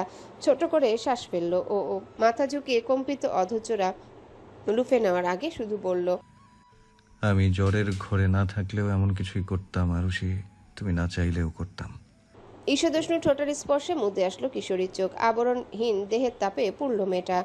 শেহজাদের উষ্ণ শ্বাসের গতি বাড়ল, অথচ কি ধীর গতিতে চলছে তার ঠোঁট, যেন আস্বাদন করছে কোনো প্রিয় অসুখের স্বাদ। এর আগে কখনো এতটা কাছাকাছি আসেনি ওরা। ভার্সিটির প্রথম দিনে আরশি শেহজাদের গালে যখন চুমু খেয়েছিল, তখন তো মানুষটার গালে ঠোঁট ছুঁয়ে ছিটকে সরে গেছিল সামনে থেকে। অথচ সেদিনের চুমুর সাথে আজকের চুমুর কি বিস্তর পার্থক্য! হসপিটালের ইমার্জেন্সি ওয়ার্ডে বাইরে পায়চারি করছে যারা, দাঁত দিয়ে নখ কাটতে কাটতে ক্রমাগত তাকাচ্ছে ওয়ার্ডের দরজার দিকে। তখনই ভেতর থেকে একজন টেকো মতন ডাক্তার এসে দাঁড়ায় দরজার সামনে। পশ্চিমা ভাষায় জিজ্ঞাসা করে, আপনি কি যারা? পেশেন্ট ডাকতেছে আপনাকে। কথাখানা শোনা মাত্রই হুড়মুড়িয়ে ওয়ার্ডের ভিতর ঢোকে মেয়েটি। নীলাভ চোখ জোড়া হন্য হয়ে খুঁজে আয়ানকে। বেডে শুয়েছিল লোকটা। জারাকে দেখে মুখে হাসি ফুটিয়ে উঠে বসে। হাত তুলে ইশারা করতে মেয়েটা ছুটে যায় ওর কাছে। জারার চোখে মুখে অনুশোচনার ঝড়। সুস্থ সবল একটা মানুষকে কিনা এক লাথিতে হসপিটালের বিছানায় শুইয়ে দিল। তখনই ডক্টর আসলেন ওদের কাছে। মেয়েটার চিন্তিত স্বর জিজ্ঞাসা করলো রয়ে শোয়ে, doctor, how is he? Oh, he is absolutely. কথাটা শেষ করতে পারলেন না ডক্টর। তার আগে কেসে উঠল আয়ান। হয়তো চোখ দিয়ে ইশারাও করলো কিছু একটা, কিন্তু সেটা দৃষ্টিগোচর হলো না যারা। ডক্টর বিরক্তি সমেত ঠোঁট টিপলেন। এমন পেশেন্ট সে বাপের জন্মে দেখেনি। পুলিশ অফিসার হয়ে কিনা ডক্টরকে ঘুষ দেয় বাড়ির লোককে মিথ্যে বলার জন্য। দীর্ঘশ্বাস ফেললেন ভদ্রলোক। গলার শ্লেষ্মা সরিয়ে আগের মতোই আবারও বলা শুরু করলো। Not fine ma'am, I am offend, he will never.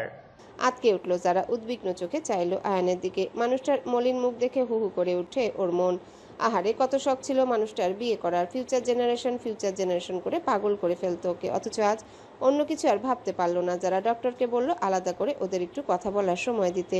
লোকটাও আর বেশিক্ষণ থাকলেন না ওদের মাঝখানে, চলে গেলেন অন্য পেশেন্টের কাছে।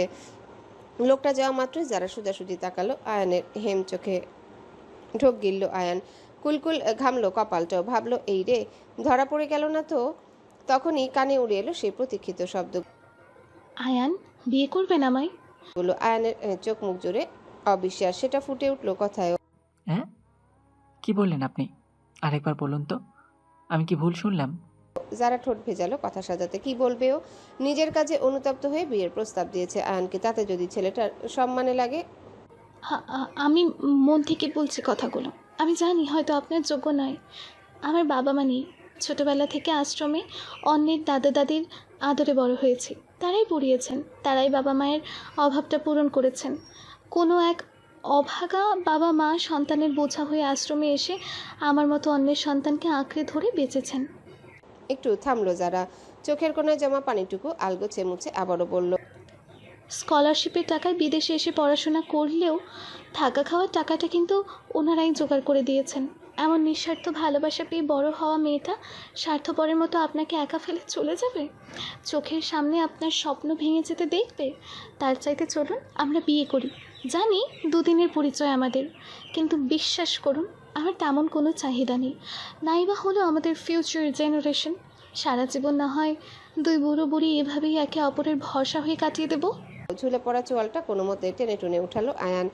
ওর ডক্টরকে দিয়ে বাড়ানো কথাগুলো বিশ্বাস করে এত বড় একটা সিদ্ধান্ত নিয়ে ফেললো মেয়েটা। হুট করে যেন যারার প্রতি ভালো লাগা আরও কয়েক শতগুণ লাফিয়ে বাড়ল ওর।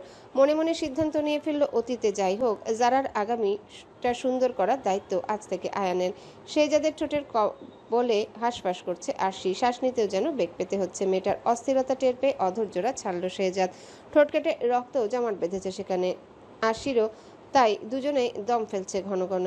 নীলাভ চোখ জোড়ায় যেন এখনো আরশি নামক মাদকতায় টলছে। আরেকবার হামলে পড়তে চাইছে ওর গোলাপি পাপড়ির ন্যায় ঠোঁটের উপর, কিন্তু সেই সুযোগ আর দিল কই মেয়েটা। ছাড়া পেয়ে অমনি ছুট লাগালো নিজের রুমে। দরজা আটকে হাত দিল কালে, যেন সদ্য লাভা থেকে তুলে এনেছে তা। ঠোঁট কামড়ে বুকে হাত দিল, সেখানেও একই রকম তাণ্ডব। লাগামহীন ঘোড়ার বেগে ছুটছে যেন হৃৎপিণ্ডটা। ঠোঁট দুটোই কি ভয়ঙ্কর জ্বালা পোড়া। আচমকায় লজ্জায় মুখ ঢাকলো আর সে এবার লোকটার সামনে কিভাবে গিয়ে দাঁড়াবে ও?